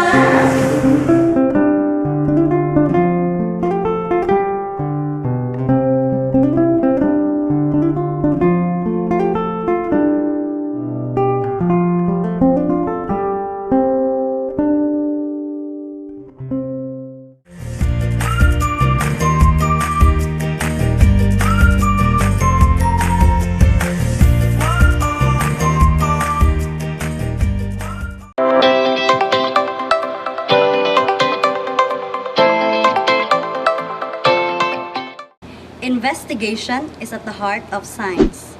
It is how scientists do research. As more knowledge is discovered, science advances. Hello, grade 7 learners. Let's talk about scientific investigation and its components. Every discovery comes from a simple thought or a question in mind. Scientific investigation is the way in which scientists and researchers to use systematic way or process to answer questions about the world around us. It is a way of finding answer to a question using carefully arranged steps. In other words, the scientific method is a systematic process that involves measurable observations to formulate, test, or modify and prove a hypothesis. The scientific method was first outlined by Sir Francis Bacon that allows rational and logical problem solving across many scientific fields. The basic steps of scientific method are shown in this illustration. First, define or identify the problem. Second, make observations or do background research. Third, form a hypothesis. Fourth, test hypothesis and perform experiments. Fifth, organize and analyze data. If the gathered data is not clear, then there is something wrong with the experiment. Thus, another set of experiment must be conducted. After organizing and analyzing the data, the next procedure is to draw conclusions. Last step is to communicate the results. The steps of scientific method can be applied in this situation. Oh, Claire! Hello, ma'am? Nasaan na kayo? Mahuhuli tayo. Halina kayo. Pasensya na po. Na-flat tire po kami. Pero naayos na po. Papunta na po kami dyan. Sige. Mag-iingat kayo. Ay, mabuti naman at nandito na kayong dalawa. Ay, sorry ma'am. Bigla po kasing na-flat ang gulong ng motor ko. Kapag tataka nga kasi kabibili ko pa lang doon. Bakit kaya na-flat yung gulong mo? Kabibili mo lang pala. Baka natusok ng bubog sa daan. Yan nga po ma'am pina-check namin. Nadiskubrihan namin na may tusok pala ng pako. Kaya yun. Totoo yun, ma'am. Buti na lang at may nadaanan kaming bukas na vulcanizing shop. Kaya, naayos din agad. Siya. Umalis na tayo at nang hindi tayo mahuli. Based on the scenario, what do you think is the problem? That's right. The problem is that on their way, Claire and Sheila's motorcycle had a flat tire. This is a common problem experienced by passengers of any vehicles. Take note that the first step in scientific investigations is to identify the problem in a given situation. Problem comes when a researcher is curious or interested about something he or she has observed in the environment. Notice that after Claire found out that there was a flat tire, she observed the tire, which is the second step of scientific method. In this step, the scientist will research and make observations regarding the problem. After observing, Claire thought that the tire might have run on a nail and decided to bring it in a vulcanizing shop. This marks the third step, which is forming a hypothesis. In this step, the scientist will give temporary solutions or answers to the identified problem. Usually, the people working in the vulcanizing shop will check the tire, whether there's a nail or whether there's a hole in its interior. This process refers to the next step of scientific method, which is testing the hypothesis or conducting an experiment. Experiment tests whether your hypothesis is supported or not. Once the experiment is complete, you collect your measurements and analyze them to see if they support your hypothesis or not. This now refers to the next step, which is organize and analyze data. In this step, the data is presented through graphs, tables, or checklists and analyzed using statistical software to determine the relationships among the data gathered. The possible data that will be obtained for the situation is a checklist of a presence of the attached nail on the tire or the presence of the hole. For their case, Claire's hypothesis is correct and concluded that the reason for flat tire is that it had run on a nail. This is now the next step, which is drawing conclusion. Conclusion is defined as a final decision or judgment that is formed after a period of thought or research. Notice that when they arrived at the venue, Sheila told Olive the reason why the tire is flat. And this is an act of the final step of scientific method, which is communicate the results. When a conclusion is drawn, the research can be presented to others to inform them of the findings and receive input about the validity of the conclusion drawn from the research. Now let's further describe each component of scientific method. The first step is identifying the problem. In identifying problem in a situation, it must begin with a question that is based on observation and may begin with what, when, who, which, why, where, or how. The problem to solve must be something which is measurable and observable. In order to come up with a problem, one must observe and be curious about the environment. For example, Mary observes that the tomato she planted bears small fruits. She asked, "Why are the sizes of the tomato fruit small?" To answer her question, the second step must be done, which is making observations or gather information about the problem being identified. An observation is an information that is gathered with the senses. You can use the library, internet, and media in order to gather information about the problem. Now let's continue the example using the second step. Mary will search on the internet to find the possible reasons why the sizes of the tomato fruit are small. She found out that adding organic fertilizer such as goat manure would increase the size of the tomato fruit. Since Mary already has an idea about the possible solution on how to increase the size of the tomato fruit, it's time to proceed to the next step, which is forming a hypothesis. A hypothesis is a stepping stone to a soon-to-be proven theory. In other words, it explains what you expect to happen. Hypothesis contains independent and dependent variables. An independent variable is the cause, and the dependent variable is the effect. The independent variable can be changed, whereas the dependent variable is what you're watching for change. For example, drinking sugary drinks daily leads to obesity. Based on that example, what do you think is the cause or the independent variable? Correct! It is the act of drinking sugary drinks. How about the effect or the dependent variable? That's right! The dependent variable is the effect, which is obesity. Now let's examine the hypothesis which Mary constructed. If more goat manure is added, then the size of the tomato fruit will increase. From this statement, which is the independent variable or the one being changed? Very good! It is the amount of goat manure. How about the dependent variable or the one that we are going to see if it also changes? Absolutely! It is the size of the tomato fruit. Since Mary is done forming her hypothesis, she will now proceed to the next step, which is conducting an experiment. There are two groups that are found in your experimental design. These are the experimental group and the control group. An experimental group is the group that receives the variable being tested in an experiment, while the control group is the group in an experiment that does not receive the variable you are testing. Thus, the experimental group is the plant that receives an organic fertilizer, which is the goat manure, while the control group is the plant with no addition of organic fertilizer. Since Mary's hypothesis states that if more goat manure is added, then the size of the tomato fruit will increase. Then we must form 3 trials of the experimental group showing an increase on the amount of goat manure.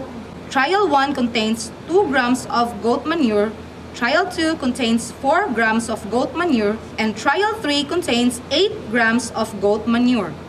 Other factors such as amount of sunlight, types of soil, amount of water, and many others are kept constant for all groups, so that the only variable that could affect the size of the tomato fruit is only the amount of goat manure. After doing the experiment, it is now time to proceed to the next step, which is organizing and analyzing the data. Data can be presented in a form of a table, bar chart, line graph, or other representation. Researchers analyze the data like using statistics, interpreting graphs, determining the relationships between variables, comparing the data to those obtained from other studies, and determining the possible sources of experimental error. For Mary's experiment, she organized the data using a table and a graph. The size of the tomato fruit is obtained by measuring the diameter using a tape measure. This table presents the size of the tomato fruit after Mary's experiment. For column 1, it is the experimental group. For column 2, it shows the size of the tomato fruit. For the control group, the size obtained is 4 centimeters. For experimental group trial 1, the size of the tomato fruit is 6 centimeters.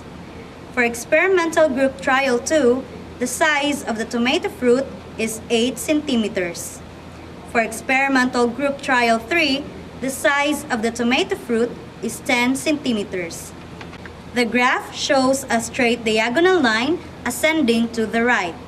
It shows that as more goat manure is added to the plant, the size of the tomato fruit increases. So, the relationship between the amount of goat manure to the size of the tomato fruit is directly proportional. That is, as one variable increases, the other variable also increases. Since the data of Mary's experiment support her hypothesis, then it could be the explanation of the problem. She can now proceed to the next step, which is drawing a conclusion. It is a statement about the results of the experiment. Conclusion could be formed by stating the following keywords. Therefore, to sum up, to conclude, in closing, all in all, and overall. Mary's research can be concluded as, therefore, adding organic fertilizer such as goat manure can increase the size of the tomato fruit. This research also shows a direct relationship between the amount of fertilizer and the size of the tomato fruit. Since she already completed her research, Mary is now ready to communicate her results, which marks as the final step in scientific method. Reporting can be done by telling others such as her friends, neighbors, or even her teachers. She can also join in research conferences for a greater number of audience, or have it published in journals. Reporting one's research allows other scientists to repeat the investigation to see whether they obtain the same results. Getting the same results when an experiment is repeated is called a replication. Replication is one way that a hypothesis may eventually become a theory. Now you see the application of the different steps in scientific method. Scientific investigation is the reason why we are enjoying the different technologies. Therefore, you can also become one of the famous scientists as long as you never stop questioning. Always be curious. This time, kindly prepare your pen as well as your worksheet in Science 7. Part 1, Directions. Identify what step is being illustrated in each picture and arrange the following pictures using numbers 1 to 5. 1 being the first step and 5 being the last step. Write your answers in your science notebook.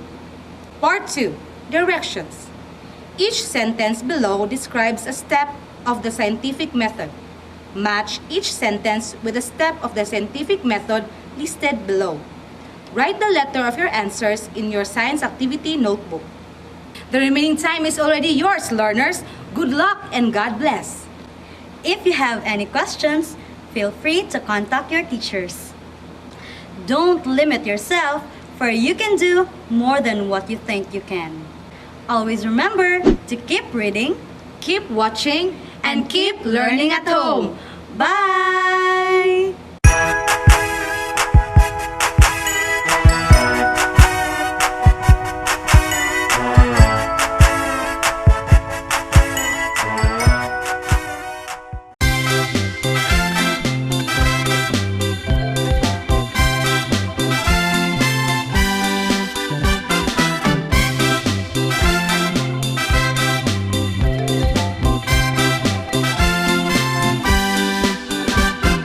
Kahit maraming problema, chill ka lang, don't stop sa pag-eskwela. Kabataan, pag-asa ng ating bayan.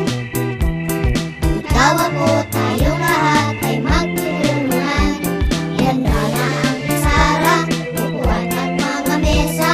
Ang pag-aaral ay simulan na. Halina, balik eskwela na. Halina, sa school magsama-sama. Abutin ang mga pangarap, mayaman man o mahirap. Edukasyon ay para sa lahat. Halina, balik eskwela na. Halina, at magkakaisa. Maghawak ng kamay, sumigaw ng sabay-sabay. Isang tinig tungo sa tagumpay.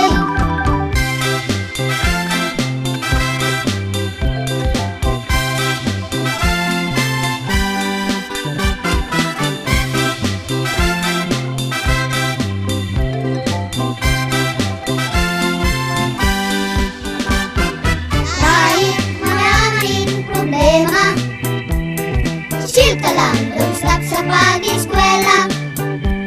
Kabataan, pag-asa ng ating bayan. Ikaw, ako, tayong lahat ay magtutulungan. Ihanda na ang isara, upuan at mga mesa. Ang pag-aaral ay simulan na. Halina, balik eskwela na. Halina, sa school magsama-sama. Abutin ang mga pangarap, mayaman man o mahirap. Edukasyon ay para sa lahat. Halina, balik eskwela na. Halina, at magkakaisa. Maghawak ng kamay, sumigaw ng sabay-sabay. Isang tinig tungo sa tagumpay. Halina, balik eskwela na. Halina, sa school magsama-sama.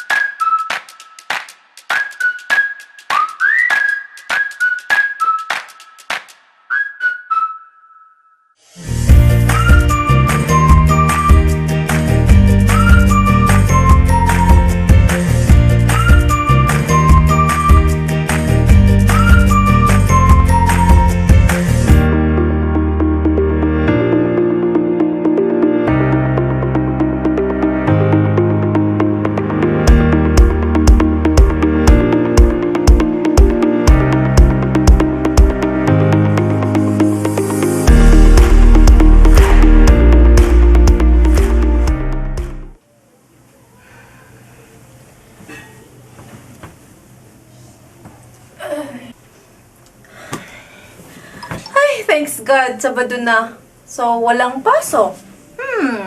Ano kayang lulutuin ni Mama para maibenta namin ngayong araw?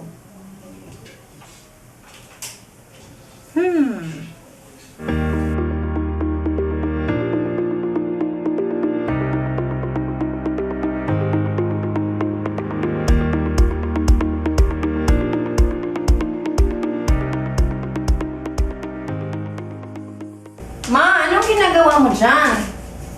Ito anak, gumagawa ko ng costing ng mga ingredients sa paggawa ng pineapple pie na ipapares natin sa ating ice candy.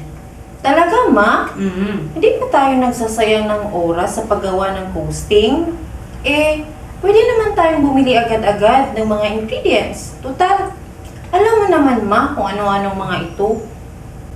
Anak, ika nga sa mga matatanda, pag may tiyaga, may nilaga. Kailangan mo bigyan ng oras ang costing para mag-calculate natin kung ilang porsyento ang ipapatong natin sa presyo sa bawat slice ng pineapple pie. Wow, galing mo talaga, Ma! Ay, bugtong ako dyan. Ano? Anong prutas ang maraming mata na hindi nakakakita? Ano kaya yun? Hindi nakikita.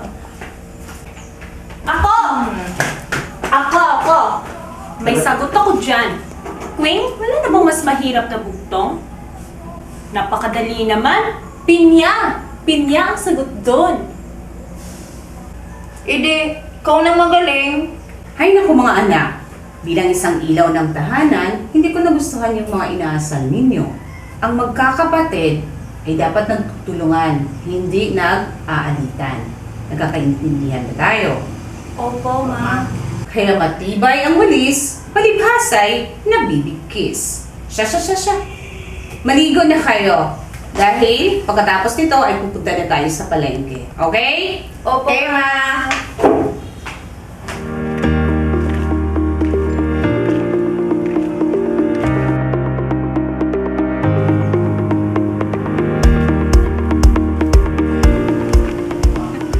Naku! Nahihirapan si Ate Sally na itulak ang kanyang box. Oo nga, Ping. Halika, Queen! Tulungan natin siya! Tara! Tulungan yung mga anak.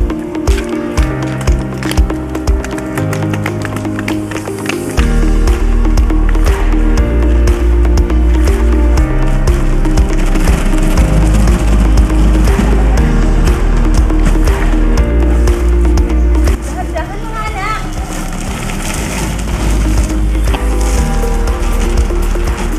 Maraming salamat, Bing at Queen. Hindi talaga nagkamali si Maring Sita sa pagpapalaki sa inyo. Maraming salamat, Maring Sally. Palagi kong pinapaalala sa kanila ang kalagahan ng pagtulong sa kapwa. O sige, Mare, pupunta muna kami sa palengke. Sige, Mare, ingat kayo ha. Bye!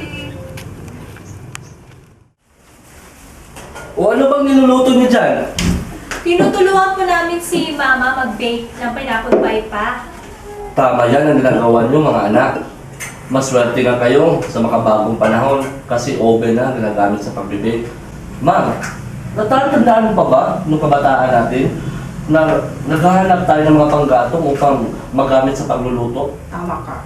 Oo nga mga anak, noong unang panahon, apoy lang yung ginagamit namin sa pagbibake. Dahil sa pagka-discovery ng konsepto ng apoy, mayroon na tayong makabagong gamit tulad ng oven. Alam niyo ba, mga anak, na ang kagamitang prehistoriko ay gawa pa sa mga bato at metal. Ang gagaling naman talaga ng ating mga ninuno. Hindi lang masisipag, matatalino pa. O ayan mga anak, luto na ang ating pineapple pie. Wow! Naku, kaya pala lumapit si Papa dahil titikim din siya sa pineapple pie. Kasama na rin yan sa paglapit ko dito. Hatiin muna natin mga anak ang pineapple pie. Sige mga anak, dahan-dahan lang ang pagkuha dahil mainit pa ito. Mainit. Siguradong masarap to.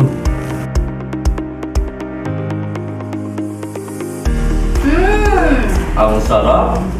Wow, ma! Ang sarap ng pineapple pie! Sigurado ako, ma, na magiging patok ito rito sa atin. Salamat mga anak. Para sa inyong pag-aaral, ang magiging kita natin dito. Sa 8 slices na ginawa ni mama, 4 na slices ang nakain natin. So, ibig sabihin, may 4 na slices pa ang natira. O, kalahati ng buong pineapple pie. Tamang-tama! May tag-iisa pang tayo! O, Bingbing at Quing-Quing, maghanda na kayo kasi maglalako pa kayo para sa ating mga paninda. Opo, ma! Sarap! Mga suki! Ice candy! Pineapple apple pie! Mga suki! Ice candy! Ice candy! Pineapple pie! Thank you!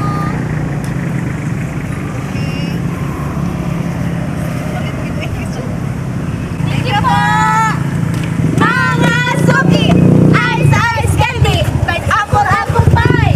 Mga suki! Ice candy! Pineapple apple pie! Made with love! Doon tayo! Marami tao! Sige! Candy! Pineapple apple pie! Marga, pakiturn na ng TV. I feel so bored in this house. You don't know, Cassie, mas magandang mag-watch ng TV pag may pagkain. Mga suki! Ice candy! Pineapple apple pie! Mga suki! Ice candy! Pineapple apple pie! Made with love! Tamang-tama, Marga! May naglalako ng pagkain. Lalabas muna ako bibili. Sige. Ate! Pabili po! How much po is the ice candy and the pineapple pie? 5 po ang ice candy at 5 din ang kada piraso ng pineapple pie. Okay, so 2 pieces of ice candy at saka 2 pieces of pineapple pie.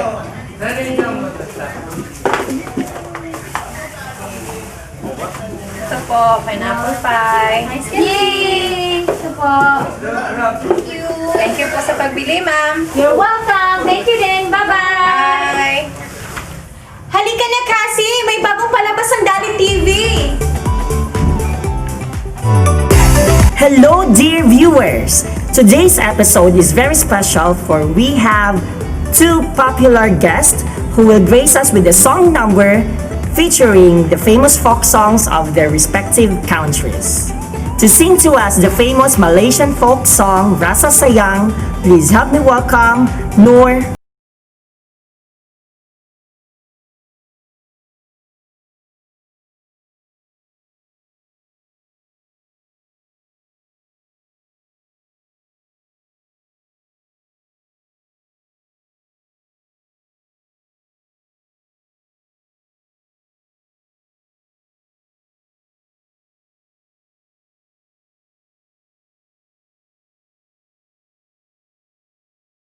Folk song Burung Kakatuwa.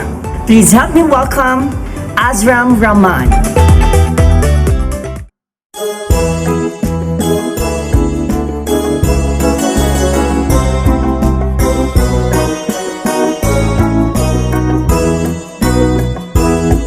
Burung kakatuwa hinggap di jendela. Nenek sudah tua,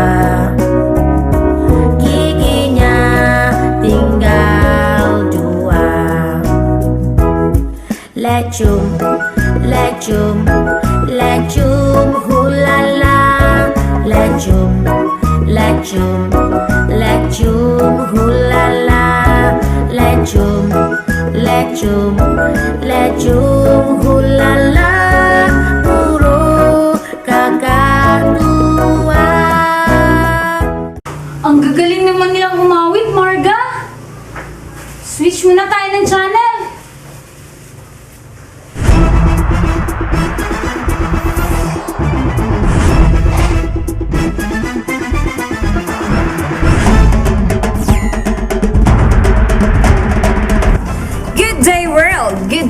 Southeast Asia.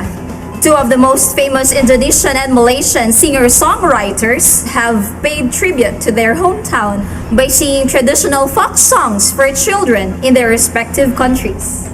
Look, kasi, 20 pala itong varieties na nakita natin kanina.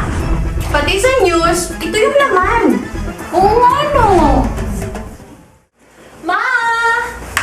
Oo nga na. Kamusta ang benta? Ubus lahat ang paninda namin, ma. Wow, ang galing! Dahil dyan, meron na kayong baon para bukas! Yay! Wow, ma, salamat! Sa susunod na weekend na naman kami maglalako. Okay!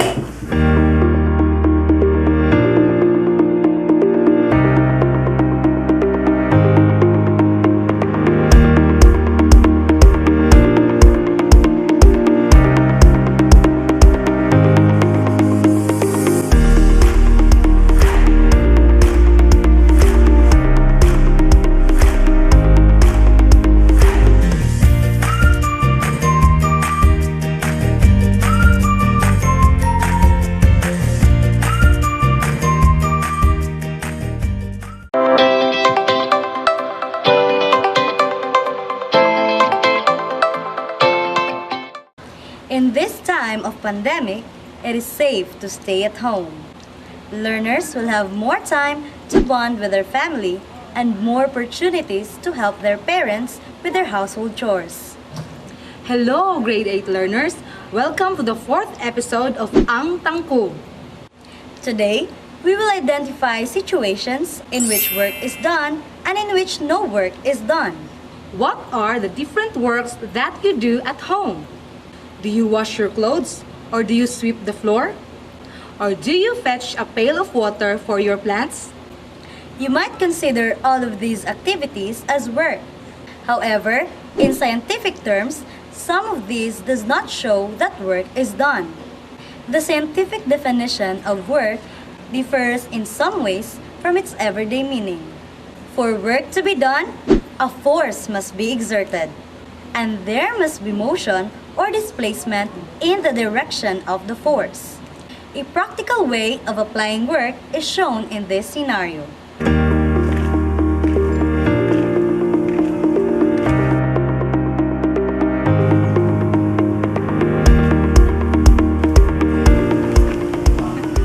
Naku!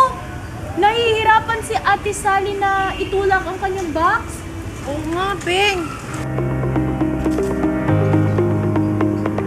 Halika, Queen! Tulungan natin siya! Tara! Yung mga anak.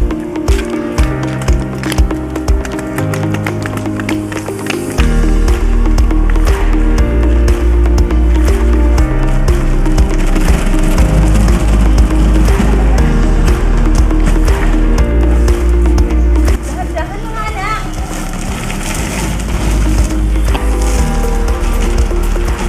Maraming salamat, Beng at Queen. Hindi talaga nagkamali si Maring Sita sa papapalaki sa inyo. Maraming salamat, Maring Sally. Palagi kong pinapaalala sa kanila ang kalagahan ng pagtulong sa kapwa. O sige, Mare, pupunta muna kami sa palengke. Sige, Mare, ingat kayo ha. Bye! As shown in the episode, why did Bing Bing and Quing Quing help Auntie Sally in pushing the box? That's right! Since Auntie Sally wasn't able to move the box even though she already applied a force on it. There are two situations that we can observe from the episode. First is when Auntie Sally pushed the box but unable to move it. Second is when Bing Bing and Quing Quing helped Auntie Sally to push the box and were able to move it. Now, in which situation shows that work is done? Very good! Work is done when they were able to move the box as they applied force on it.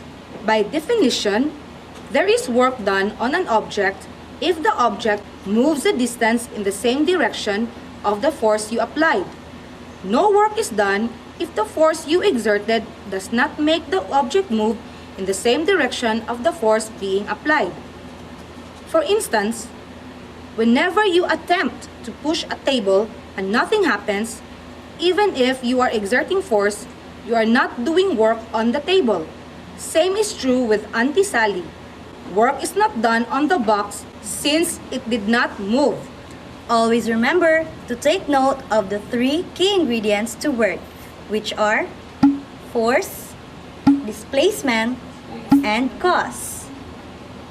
In order for a force to qualify as having done work on an object, there must be displacement, and the force must cause the displacement.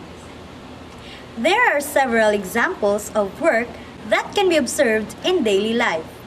Examples are carabao pulling a plow through the field, a man pushing a grocery cart in a grocery store, a weightlifter lifting a barbell above his head, and sweeping the floor. Moreover, a book falling off a table is still an example of work. This is because the force due to gravity acts on the object, causing it to be displaced in a downward direction. On the other hand, a person pushing the wall, trying to exhaust himself, is not doing any work because the wall does not move. Consider a waiter carrying a tray above his head, supported by one arm while walking at a steady pace. Is he doing work? Interestingly, he is not doing work. Let us examine why. It is true that the waiter is using force to push the tray above his head. And it is also true that the tray is moving across the room as the waiter walks. However, the force exerted by the arm does not cause the tray to move, since it is steadily carried. Rather, it is the waiter's motion that causes the tray to move from one place to another. In addition, no work is done if the force you exerted does not make the object move in the same direction of the force being applied. The direction of the force applied to the tray is upward, but the motion of the tray is sideward. Therefore, it does not agree to the statement.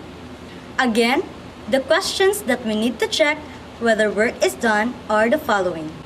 First, did the object move when force is applied? Or, second, was the applied force the cause of the object's motion? Third, did the object move in the direction of the force?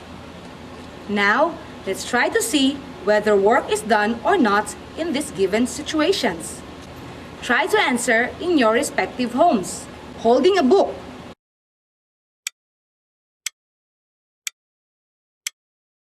Work is not done, lifting a suitcase.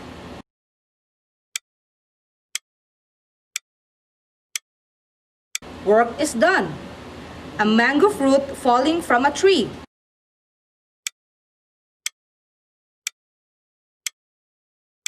Work is done, a student carrying a bag while walking.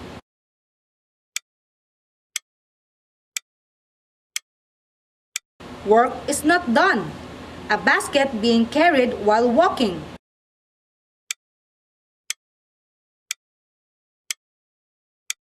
Work is not done. Now, it's already clear to you in determining whether work is done or not. Work is a process of transferring energy from one object to another. The doer of the work is the giver of energy, while the object that moves is the receiver of energy. Let's relate it in mathematics in solving work problems. The basic calculation of work is simple. You just have to remember the formula. W is equal to F times D, where W stands for work, F is the force, and D represents displacement, or the distance the object travels. If the unknown variable is force, we just divide both sides by D. Thus, F is equal to W over D. If the unknown variable is displacement, we just divide both sides by F. Thus, D is equal to W over F. Generally, the unit of force is N or Newton. Displacement is M or meter. And work is Newton meter, which is equivalent to J or joule. Example number 1. A baseball player throws a ball with a force of 10 newtons. The ball travels 20 meters. What is the total work? The given variables are force, which is equal to 10 newtons, displacement, which is equal to 20 meters. The unknown variable is work. The formula that we're going to use is W equals F times D. Therefore, work is equal to 10 newtons times 20 meters equals 200 joules. Example number 2. A 15 joule work is done on the grocery cart as Gab pushes it with a force of 5 newtons. How far will it move? The given variables are work, which is equal to 15 joules or 15 newton meter. Force, which is equal to 5 newtons. The unknown variable is displacement. The formula that we're going to use is D equals work divided by force. Therefore, the displacement is equal to 15 newton meter divided by 5 newtons equals 3 meters. Take note that we need to expand the unit J into newton meter to cancel out the unit N. Example number 3. A block is pushed and displaced by 5 meters. The total work done is 20 joules. How much force is exerted to the block? The given variables are work, which is equal to 20 joules or 20 newton meter. Displacement, which is equal to 5 meters. The unknown variable is force. Therefore, the formula that we're going to use is F equals W divided by D. Therefore, the force applied is equal to 20 newton meter divided by 5 meters equals 4 newtons. Now, kindly get your activity number 4 in Science 8 and answer the following activities. Directions. Identify whether or not the following represent examples of work. Write yes if work is done and no if work is not done. Activity number 2, directions. Problem solving. Solve the given problem by showing the complete solution. Take your time, learners, and always believe in yourself. Good luck and God bless. Hope you learned something today, learners. Always remember to keep reading, keep watching, and keep learning at home. Bye!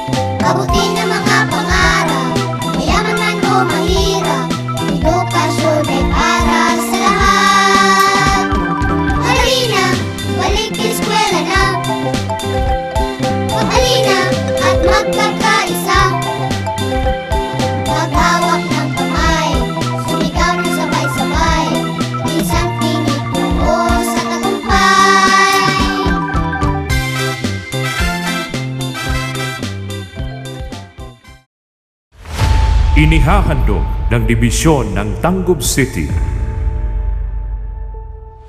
Ang iba't ibang kwento, aral, at kaalaman habang kayo ay nasa inyong mga tahanan. TV-based instruction.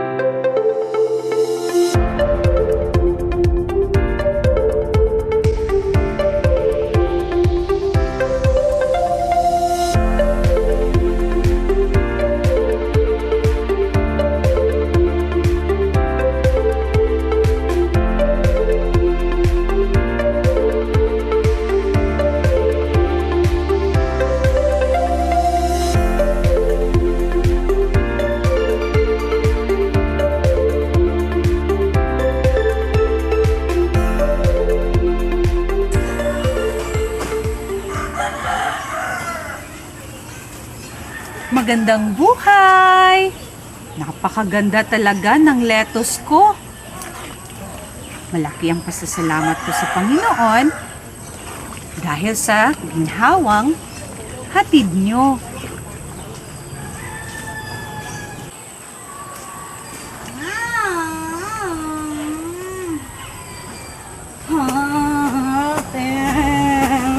Ay, halika nga rito. Ano ba nangyari sa'yo? Nabitin ako sa telenovelang napanood ko mula sa laptop mo. Ay, naku, bunso. Alam mo ba na yung teleseryeng nasa laptop ko, matagal na yun. Ano ba yung pinanood mo? Starla po, ate. Nakakaya kasi yung tagpo. Ay, naku. Sige nga, sabihin mo kay ate kung ano yung natutunan mo.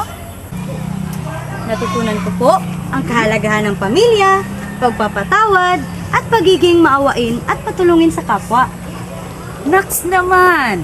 At dahil dyan, ililibre ka ni ate ng burger mamaya. Pero sa ngayon, bunso, tulungan mo muna ako sa pagkuha ng mga lettuce na ito. Kasi, marami tayong mga orders ngayon. Ate, ang sabi ni Mama, ang laki raw ng kita mo rito. Paano mo nagawa yun? Ay, naku, bunso. Simple lang naman ang formula para sa negosyo ni ate. Ang kailangan lang ay tubig at saka fertilizers para tumubo ang mga nagagandahang lettuce na to. Ganun pala, ate. Sa pinaghalong tubig at fertilizer ay mayroon na tayo. Hulaan mo. Ako na lang. Mayroon na tayong nutrient solution. Wow! Hindi kagaya ng mga ibang pananim na nangangailangan ng lupa. Alam mo ba? Hydroponics ang isa sa mabisang paraan para maibigay ng manananim ang sapat na nutrisyong kailangan ng halaman sa tamang panahon. Ang galing naman ng ate ko. Sabay ka ni ate mamaya na makinig sa webinar. Alam mo ba, Bunso, na miyembro si ate ng isang lipunang sibil na Urban Greens Hydroponic Farm System. Alam mo ba kung ano yon? Ano yun ate?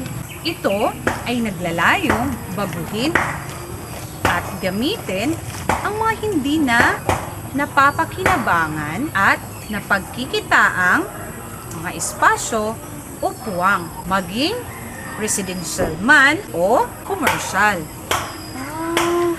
Ganun pala yan ate. Pero ate, may tanong ako. Ano? Sa white o blue collar job ba napapabilang ang mga negosyanteng kagaya mo, Ate Bella? Ay nako, alam mo na yung sagot dyan, Alba. Tinuruan na kita kahapon sa yung takdang aralin. Ano nga yun? Oo nga pala, blue collar job yung sagot. You're right, Bunso. Buti na lang, pinapahalagahan mo kami ni Mama at nag-aaral ka ng mabuti. Oo naman ate, love ko kasi kayo eh.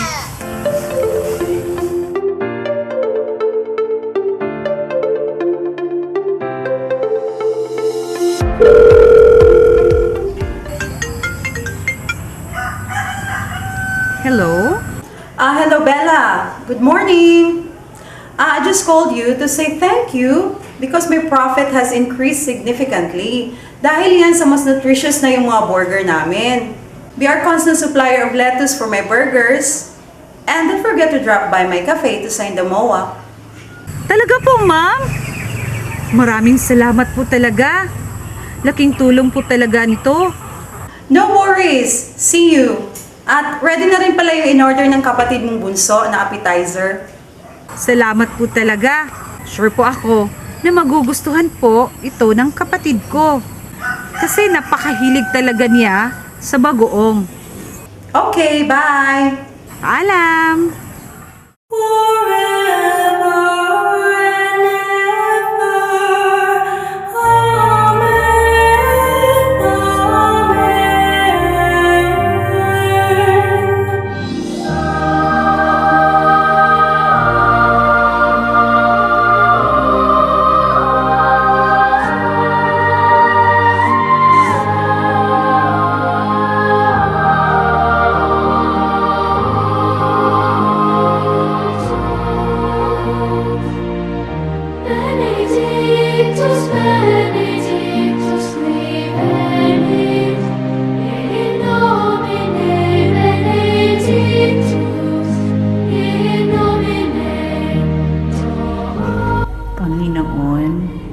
Maraming salamat po sa lahat ng umaapaw na biyaya.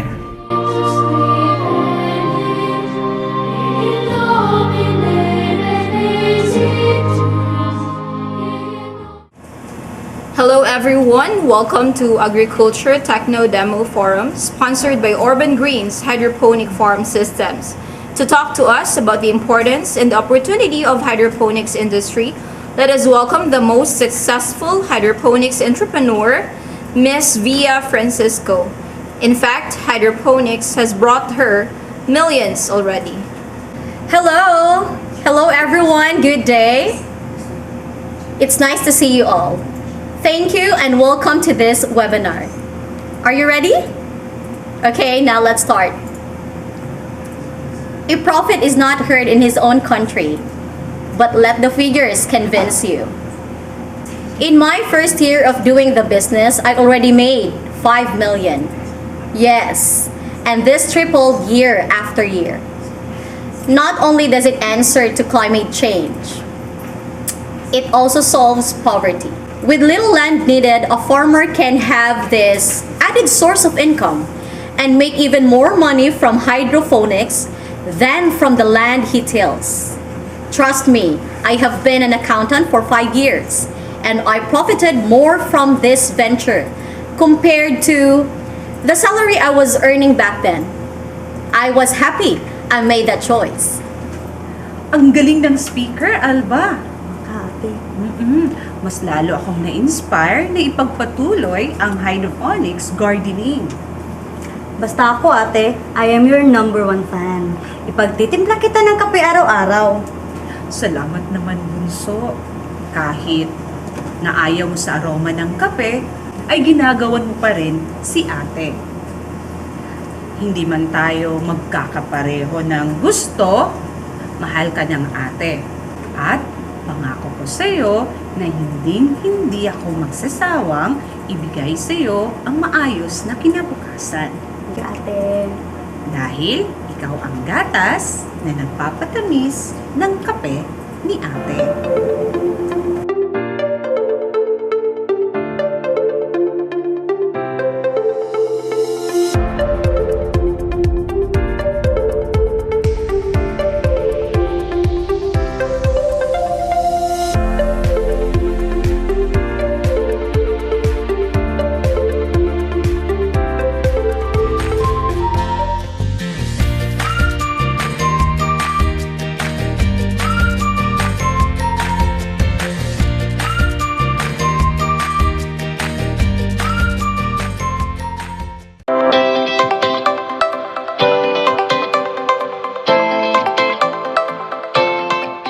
Good day, grade 9 learners! Welcome to the 4th episode of Ang TANGKUB. In this episode, you will be able to differentiate the basic features and importance of photosynthesis and cellular respiration. In order for us to discuss the differences between the two processes, we have to review first the lesson. Photosynthesis came from the Greek word photo, which means light, and synthesis, a Greek word which means putting together. Photosynthesis is the process by which green plants and certain other organisms transform light energy into chemical energy. During photosynthesis in green plants, light energy is captured and used to convert water, carbon dioxide, and minerals into oxygen and energy-rich organic compounds. It is the process by which green plants make their own food. Make their own food from carbon dioxide and water by using sunlight energy in the presence of chlorophyll and releasing oxygen into the environment. We all know that chlorophyll is the light-absorbing green pigments in plants. Photosynthetic organisms are called autotrophs because they can manufacture or produce glucose or sugar from carbon dioxide and water by utilizing sunlight as their energy source. Overall, photosynthesis is a food-making process done by plants and other autotrophic organisms, such as algae, phytoplankton, and other bacteria. It consists of two sets of reactions, the light-dependent reactions and the light-independent reactions or Calvin cycle. As shown in this figure is the chemical reaction of photosynthesis. The process requires solar or light energy, carbon dioxide or CO2, and water H2O to make food, which is sugar or glucose and oxygen. This diagram shows the two sets of photosynthesis. As the name implies, light-dependent reactions require the light coming from the sun, which is then absorbed by the chlorophyll, occurring in the thylakoid membrane, converting light energy into chemical energy. Also, water is used in this stage to facilitate the formation of free electrons and oxygen. The energy gathered during the stage is stored in the form of ATP or adenosine triphosphate and NADPH or nicotinamide adenine dinucleotide phosphate hydrogen, which will be needed in the next stage. Light-independent reaction or Calvin cycle occurs right away after the light-dependent phase. It needs the products of the light phase, which are ATP and NADPH, to convert carbon dioxide or CO2 into sugar. This stage takes place in the stroma. All organisms need energy to be able to move, grow, and even repair. Since animals are heterotrophic, they feed on plants and other organisms. They cannot make their own food.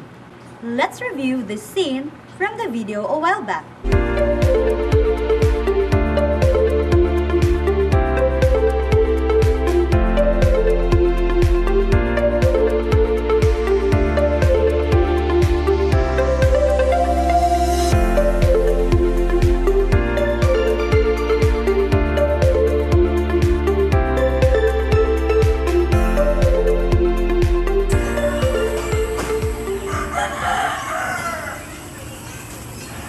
magandang buhay!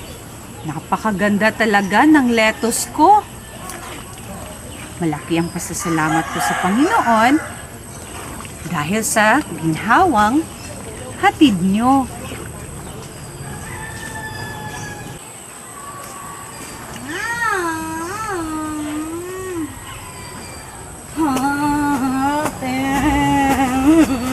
Halika nga rito. Ano ba nangyari sa'yo? Nabitin ako sa telenovelang napanood ko mula sa laptop mo. Ay, naku, bunso. Alam mo ba na yung teleseryeng nasa laptop ko, matagal na yun. Ano ba yung pinanood mo? Starla po, ate. Nakakaya kasi yung tagpo. Ay, naku. Sige nga, sabihin mo kay ate kung ano yung natutunan mo. Natutunan ko po ang kahalagahan ng pamilya, pagpapatawad, at pagiging maawain at patulungin sa kapwa. Naks naman! At dahil dyan, ililibre ka ni ate ng burger mamaya. Pero sa ngayon, bunso, tulungan mo muna ako sa pagkuha ng mga lettuce na ito kasi marami tayong mga orders ngayon.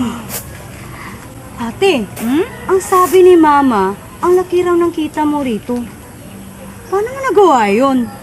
Ay, naku, bunso. Simple lang naman ang formula para sa negosyo ni ate. Ang kailangan lang ay tubig at saka fertilizers para tumubo ang mga nagagandahang lettuce na to. Ganun pala, ate. Sa pinaghalong tubig at fertilizer, ay mayroon na tayo. Hulaan mo. Ako na lang. Mayroon na tayong nutrient solution. Wow! Hindi kagaya ng mga ibang pananim na nangangailangan ng lupa. Alam mo ba? Hydroponics ang isa sa mabisang paraan para maibigay ng manananim ang sapat na nutrisyong kailangan ng halaman sa tamang panahon. Ang galing naman ng ate ko. Sabay ka ni ate mamaya na makinig sa webinar. Alam mo ba, bunso, na miyembro si ate ng isang lipunang sibil na Urban Greens Hydroponic Farm System. Alam mo ba kung ano yon? Ano yun, ate? Ito ay naglalayong baguhin at gamitin ang mga hindi na napapakinabangan at napagkikitaang mga espasyo o puwang, maging residential man o commercial. Ganun pala yan, ate. Pero ate, may tanong ako. Ano? Sa white o blue collar job ba napapabilang ang mga negosyanteng kagaya mo, Ate Bella? Ay, nako. Alam mo na yung sagot dyan, Alba. Tinuruan na kita kahapon sa yung takdang aralin. Ano nga yun? Oo nga pala. Blue collar job yung sagot. You're right, bunso. Buti na lang, pinapahalagahan mo kami ni Mama at nag-aaral ka ng mabuti. Oo naman, ate. Love ko kasi kayo eh.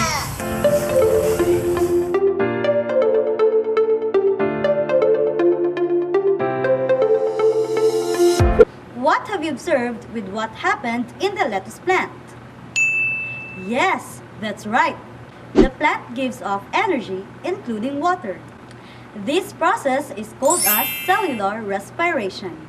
The energy source of all organisms is known as adenosine triphosphate or ATP.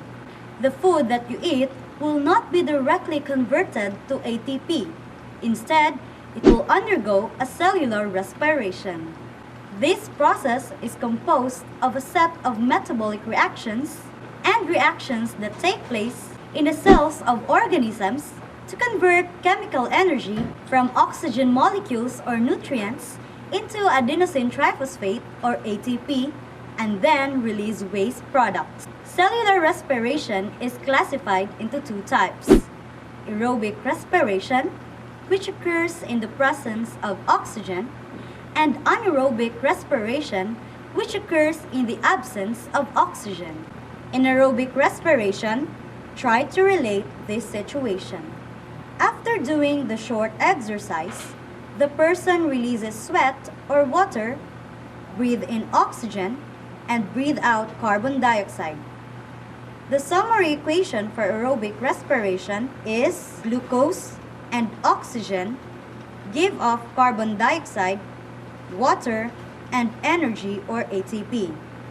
Cellular respiration undergoes 4 main stages, namely glycolysis, pyruvate oxidation, Krebs cycle, and electron transport chain or ETC. In anaerobic respiration, same with aerobic respiration, it also begins with glycolysis, where a molecule of glucose is broken down into 2 molecules of pyruvic acid. Then, pyruvic acid is further divided into acetaldehyde and carbon dioxide. And acetaldehyde acts as an acceptor of hydrogen to produce ethyl alcohol or ethanol. Anaerobic respiration only produces 2 net ATP molecules. To sum up the lesson, let's have these illustrations. Given the 2 equations, you can notice that photosynthesis is just a reverse equation of cellular respiration. Photosynthesis needs carbon dioxide, water, and energy, which results in the production of glucose and oxygen. On the other hand, cellular respiration needs glucose and oxygen, which results in the production of carbon dioxide, water, and energy. In other words, the products of one process are the reactants of the other. With this, we can conclude that autotrophs and heterotrophs need each other to be able to survive. Now kindly get your activity sheet number 4 in Science 9. Directions. Test 1. Complete the following equations by providing the missing term. Test 2 directions. Essay. Answer briefly the given question. Good luck and God bless, learners. You can do it. Just always remember to keep reading, keep watching, and keep learning at home. Bye!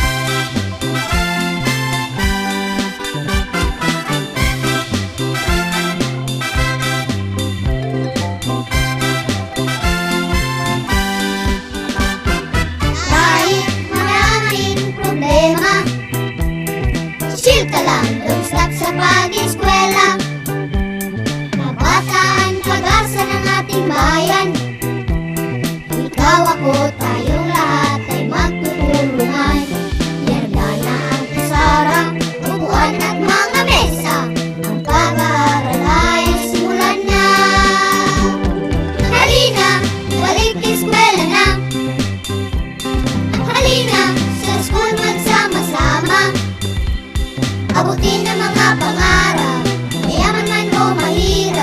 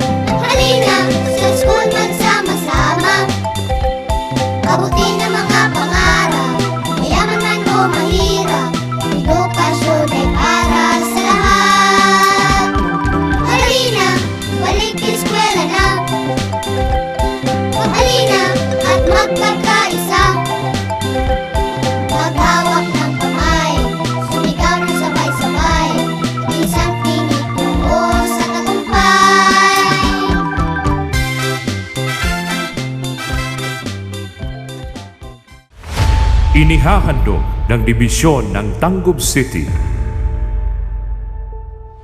ang iba't ibang kwento, aral, at kaalaman habang kayo ay nasa inyong mga tahanan. TV-based instruction.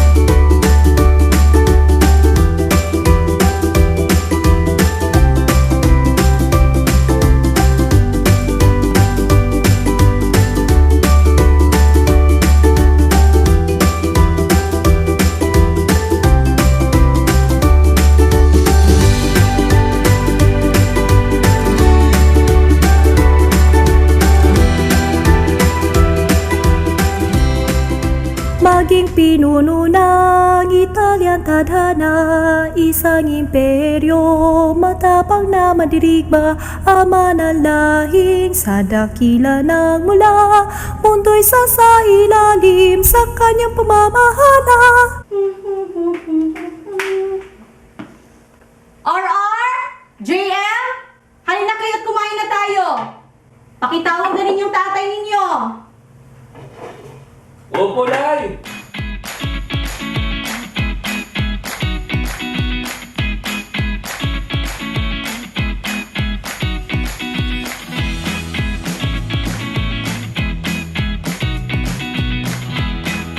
Tay! Kain na po tayo! Sige anak, susunod na ako. Nay, ano pa kasi ito pagkaluto? Ito ang tinatawag na scrambled egg, JM. Oh, main ka na. Nay, pwede po pang bukas, yung may yellow naman po sa gitna? Yun naman ang tinatawag na sunny side up, RR. Oo ba? Walang problema. Basta ang mga assignment ninyo dito sa mga gawaing bahay ay nagagawa ninyo. Ipagluluto ko kayo ng iba't ibang klase ng itlog. Yay! Oh, ayan mga anak ha. Imposible namang hindi kayo lalakas niyan. Maraming nutrisyon ang itlog. Ika nga nila, an egg a day is okay. Tama ka rin, mahal. Mayaman din sa protina ang itlog. Kaya naman, mas lalo pa itong magpapalakas ng inyong mga katawan. Oh, bilisan nyo nang kumain dyan at nang maitapon nyo na yung mga basura natin para makolekta ng mga basurero. JM, RR, huwag niyong kalimutan na ihiwalay ng maayos ang mga basura na nalalanta, di nalalanta, at yung mga pwedeng ma-recycle pa. Opo, Nay.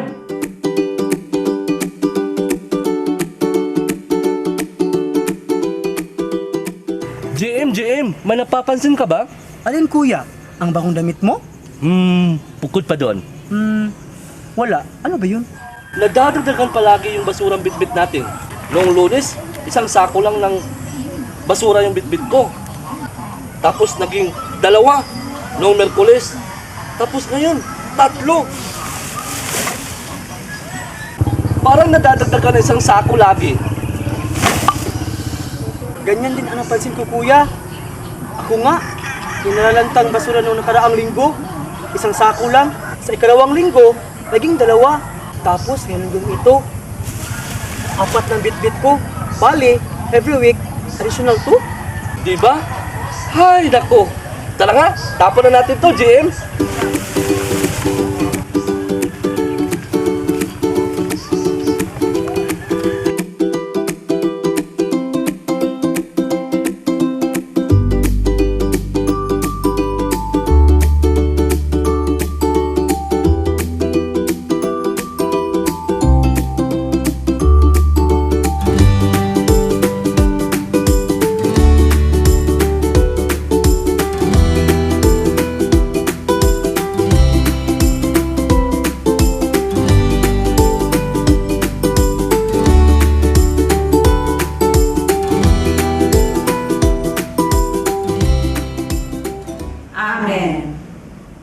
Okay, pwede nang maupo ang lahat.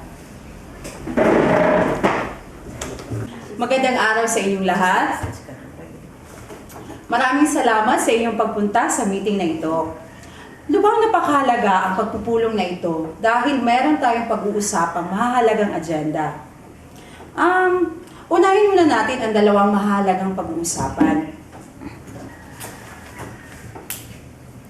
Una ay ang MRF. Kumusta ang MRF sa inyong mga lugar? Sa amin naman, cup noodle, maayos naman at talagang sinusunod naman ng mga kapurok ko ang paghihiwalay ng mga basura. Natuto na kasi sila noong minsan bumaha dito sa atin, dulot ng kung saan-saan naman tinatapon yung mga basura noon. Ganoon din po sa amin, Kap.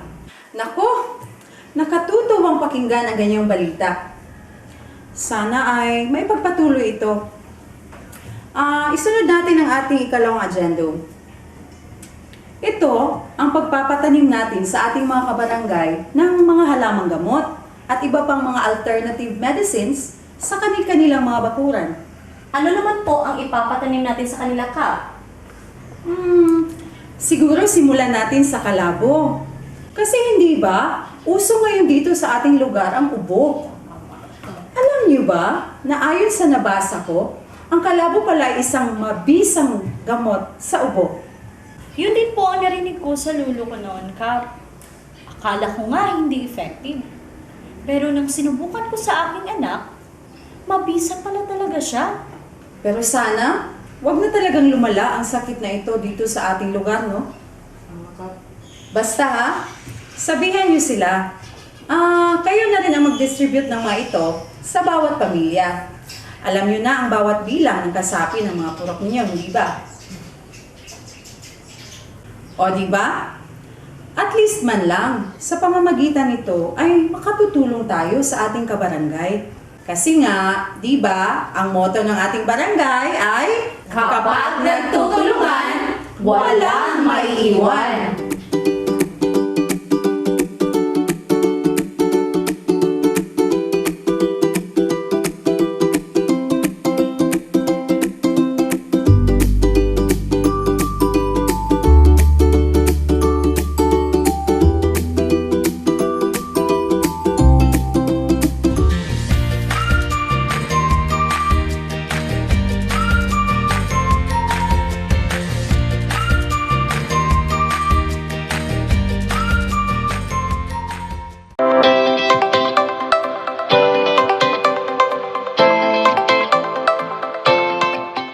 We live in a world where almost everything can be explained by science.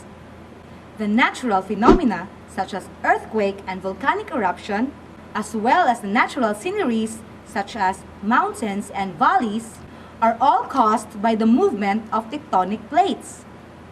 Hello, grade 10 learners! Welcome to the 4th episode of TANGKUB. Today, we will describe the different types of plate boundaries and explain the different processes that occur along these boundaries. The Earth's outer shell, consisting of crust and uppermost mantle, is divided into large tectonic plates that move relative to each other. The movement of a plate is driven by convection in the underlying hot and viscous mantle. When we say convection, there is a transfer of heat related to the movement that occurs within a fluid due to the rising of hotter materials paired with the sinking of colder materials. This occurs because hotter materials have lesser density than colder ones. There are three kinds of plate tectonic boundaries. First is divergent, second is convergent, and third is transform plate boundaries. A divergent boundary occurs when two tectonic plates move away from each other. A visible example of the effect of divergent boundary is shown in this scenario.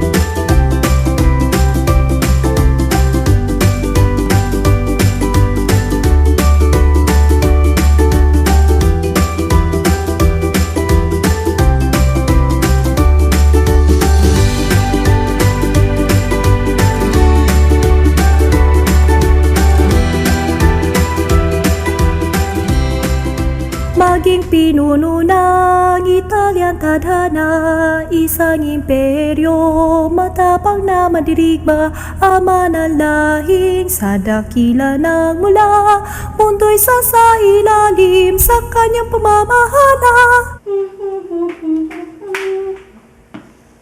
RR! JM! Halina kayo't kumain na tayo! Pakitawag na rin yung tatay ninyo! Opo, Nay!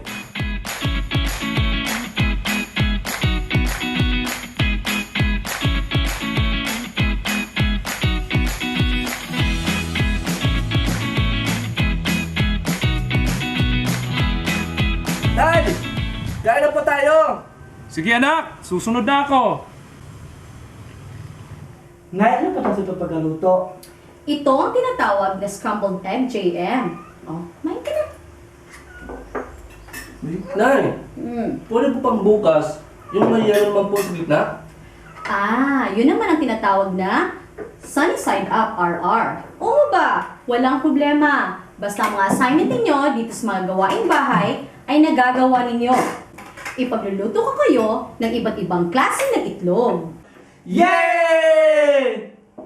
Oh, ayan mga anak ha. Imposible namang hindi kayo lalakas niyan. Maraming nutrisyon ang itlog. Ika nga nila, an egg a day is okay.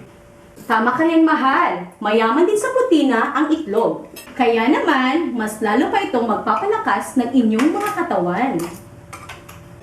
Oh, bilisan nyo nang kumain dyan at nang maitapon nyo na yung mga basura natin para makolekta ng mga basurero.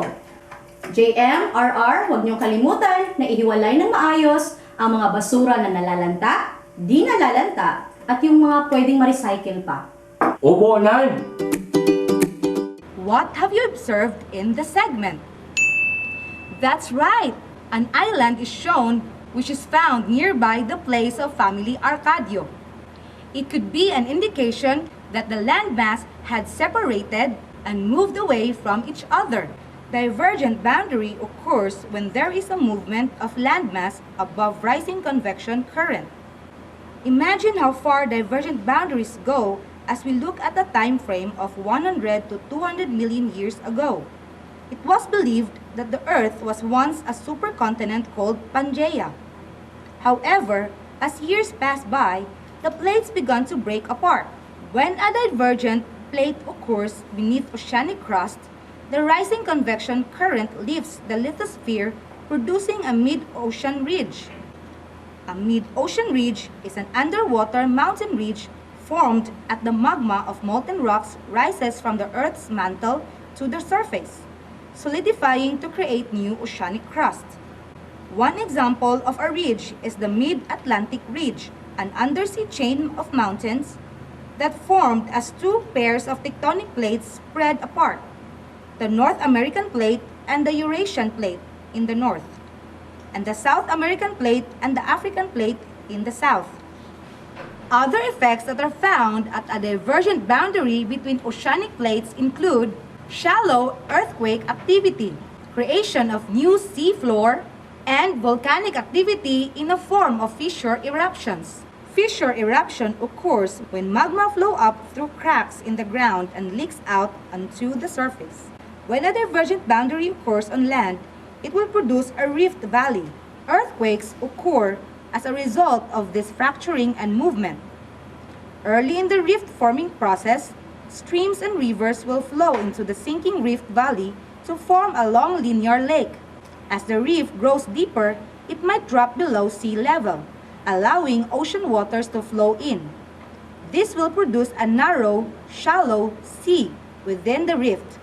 This rift can then grow deeper and wider. If rifting continues, a new ocean basin could be produced. Another type of plate boundary is shown in this scenario.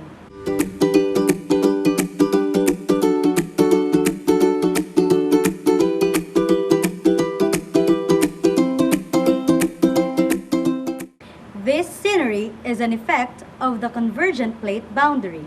It is when two plates come together. There are three types of convergent boundaries. These are continental-continental, oceanic-oceanic, and oceanic-continental convergent plate boundaries. Continental-continental convergent plate boundary happens when two continental plates collide. Continental lithosphere is low in density and very thick. Thus, it cannot subduct. So, when two continental plates collide, they just mash together. This is just like what happens if you put your hands on the two sides of a sheet of paper and bring your hands together. As you can see, the material has nowhere to go but up. This forms a high mountain range, just like what is shown from the scenario. In addition, earthquakes occur from the tremendous forces of the collision. There are various mountain ranges formed due to the continental convergent boundary, including the world's tallest mountain, which is the Himalayas in India. The second type is oceanic convergent boundary. In this type of convergent boundary, one of the plates is pushed or subducted under the other. Often, it is the older and colder plate that is denser and subducts beneath the younger and warmer plate. As the subducting plate is pushed deeper into the mantle, it melts. The molten magma rises and erupts. This forms a line of volcanoes known as an island arc. An ocean trench marks the location where the plate is pushed down into the mantle. An example of an oceanic convergent boundary is that between the Pacific and Mariana plates, which includes the Mariana Island arcs and a subduction zone encompassing the Mariana Trench, which is considered as the deepest part of the world ocean. And the third type is oceanic continental convergent boundary. The oceanic plate is denser, so it undergoes subduction. This means that the oceanic plate sinks beneath the continental plate. Subduction zones are where subduction takes place. Earthquakes and volcanic eruptions occur when plates collide. The subducting oceanic plate melts as it re-enters the mantle. The magma rises and erupts. This creates a volcanic mountain range near the coast of the continent. This range is called a continental arc. The Andes Mountains along the western edge of South America are volcanic arcs. Another example is the Mayun volcano. This volcano is located on a convergent boundary between the Eurasian and Philippine plate. The lighter continental plate floats over the top of the oceanic plate, forcing it down and allowing magma to well up from the Earth's interior. This makes Mayon a very active volcano. Now, let's proceed to the third type of plate boundaries, which is the transform plate boundaries. It is where two plates slide past each other. The fracture zone that forms a transform plate boundary is known as a transform plate. Transform plate boundaries are different from the other two types of plate boundaries. At divergent plate boundaries, new oceanic crust is formed. At convergent boundaries, old oceanic crust is destroyed. But at transform plate boundaries, crust is neither created nor destroyed. At the shearing zone, shallow earthquakes happen frequently. Moreover, massive rocks are torn apart and displaced 10 to 100 miles away along this area. There are two types of transform plate boundaries. These are oceanic-oceanic, continental-continental transform fault boundaries. Example of oceanic-oceanic transform fault boundaries is shown in this picture. The Caribbean plate is sliding east-northeast about 2 centimeters per year relative to the North American plate. The Virgin Island is the result of the shearing plate between Caribbean and North American plate. The most common continental-continental transform plate boundary is the San Andres Fault in California. Remember that transform plate boundaries cannot cause the formation of volcanoes or rift valleys. There is no subduction zone. Thus, the crust will not be melted to form magma. However, this type of boundary can cause earthquake, rock displacement, and linear valleys. Those are the three types of plate boundaries. We hope that you clearly understand the movement of plate tectonics. This time, kindly get your activity sheet number 4 in Science 10. Use your time wisely, learners. Good luck! This has been Miss Mary Chris Malalis, and this is Miss Bernaline Carpio, your science teachers. Always remember to keep reading, keep watching, and keep learning at home. Bye!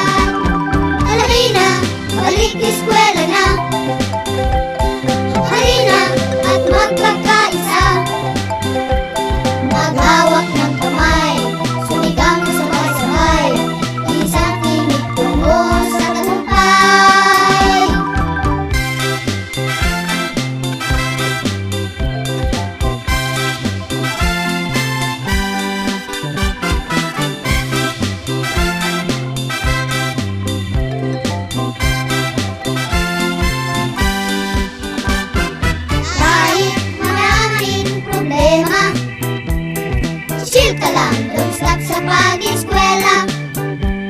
Kabataan, pag-asa ng ating bayan. Ikaw, ako, tayong lahat ay magtutulungan. Yarda na ang kasarang, upuan at mga mesa. Ang pag-aaral ay simulan na. Halina, balik eskwela na. Halina, sa school magsama-sama. Abutin ang mga pangarap, mayaman man o mahirap. Edukasyon ay para sa lahat. Halina, balik eskwela na. Halina, at magkakaisa. Maghawak ng kamay, sumigaw ng sabay-sabay. Isang tinig tungo sa tagumpay. Halina, balik eskwela na. Halina, sa school magsama-sama. Abutin ang mga pangarap, mayaman man o mahirap. Edukasyon ay para sa lahat. Halina, balik eskwela na. Halina, at magkakaisa. Maghawak ng kamay, sumigaw ng sabay-sabay. Isang tinig tungo sa tagumpay.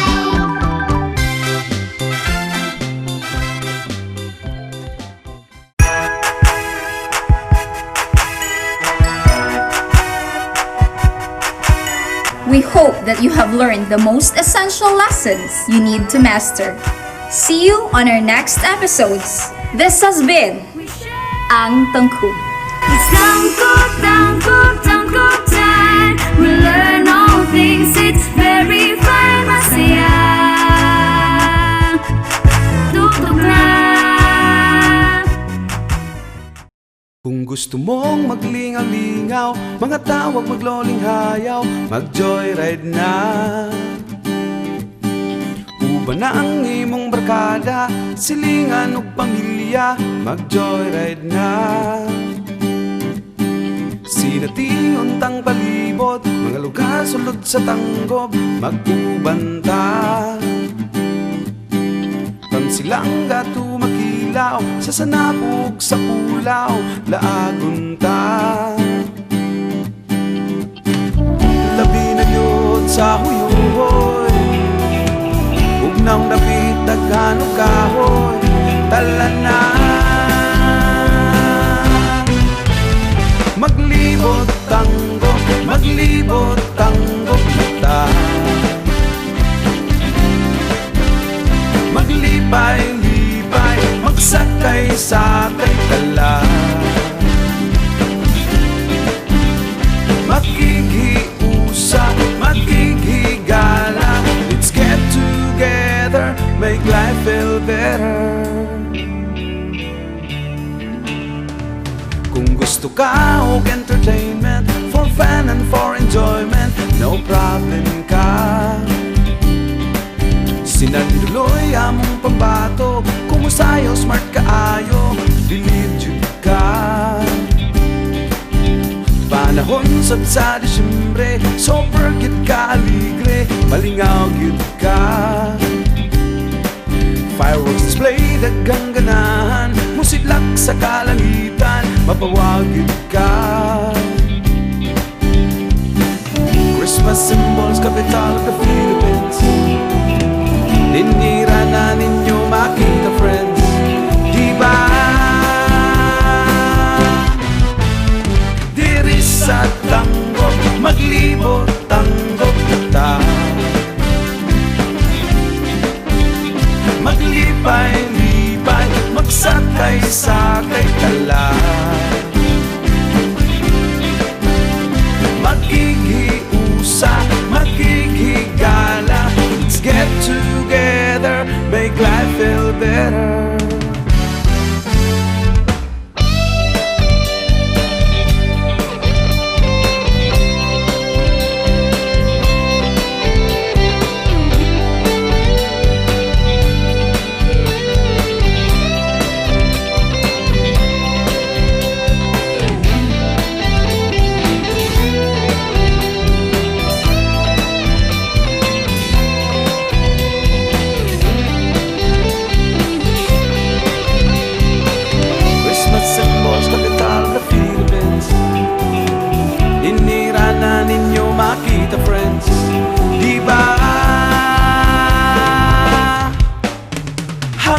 sa tanggok, maglibot tanggok kita.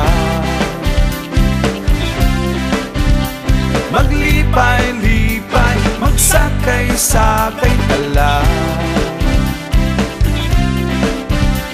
Maglibot tanggok, maglibot tanggok kita. Maglibot tanggok, maglibot tanggok kita. Maglibot tanggok, maglibot tanggok kita. Makikiusa, makikigala. Let's get together, make life feel better.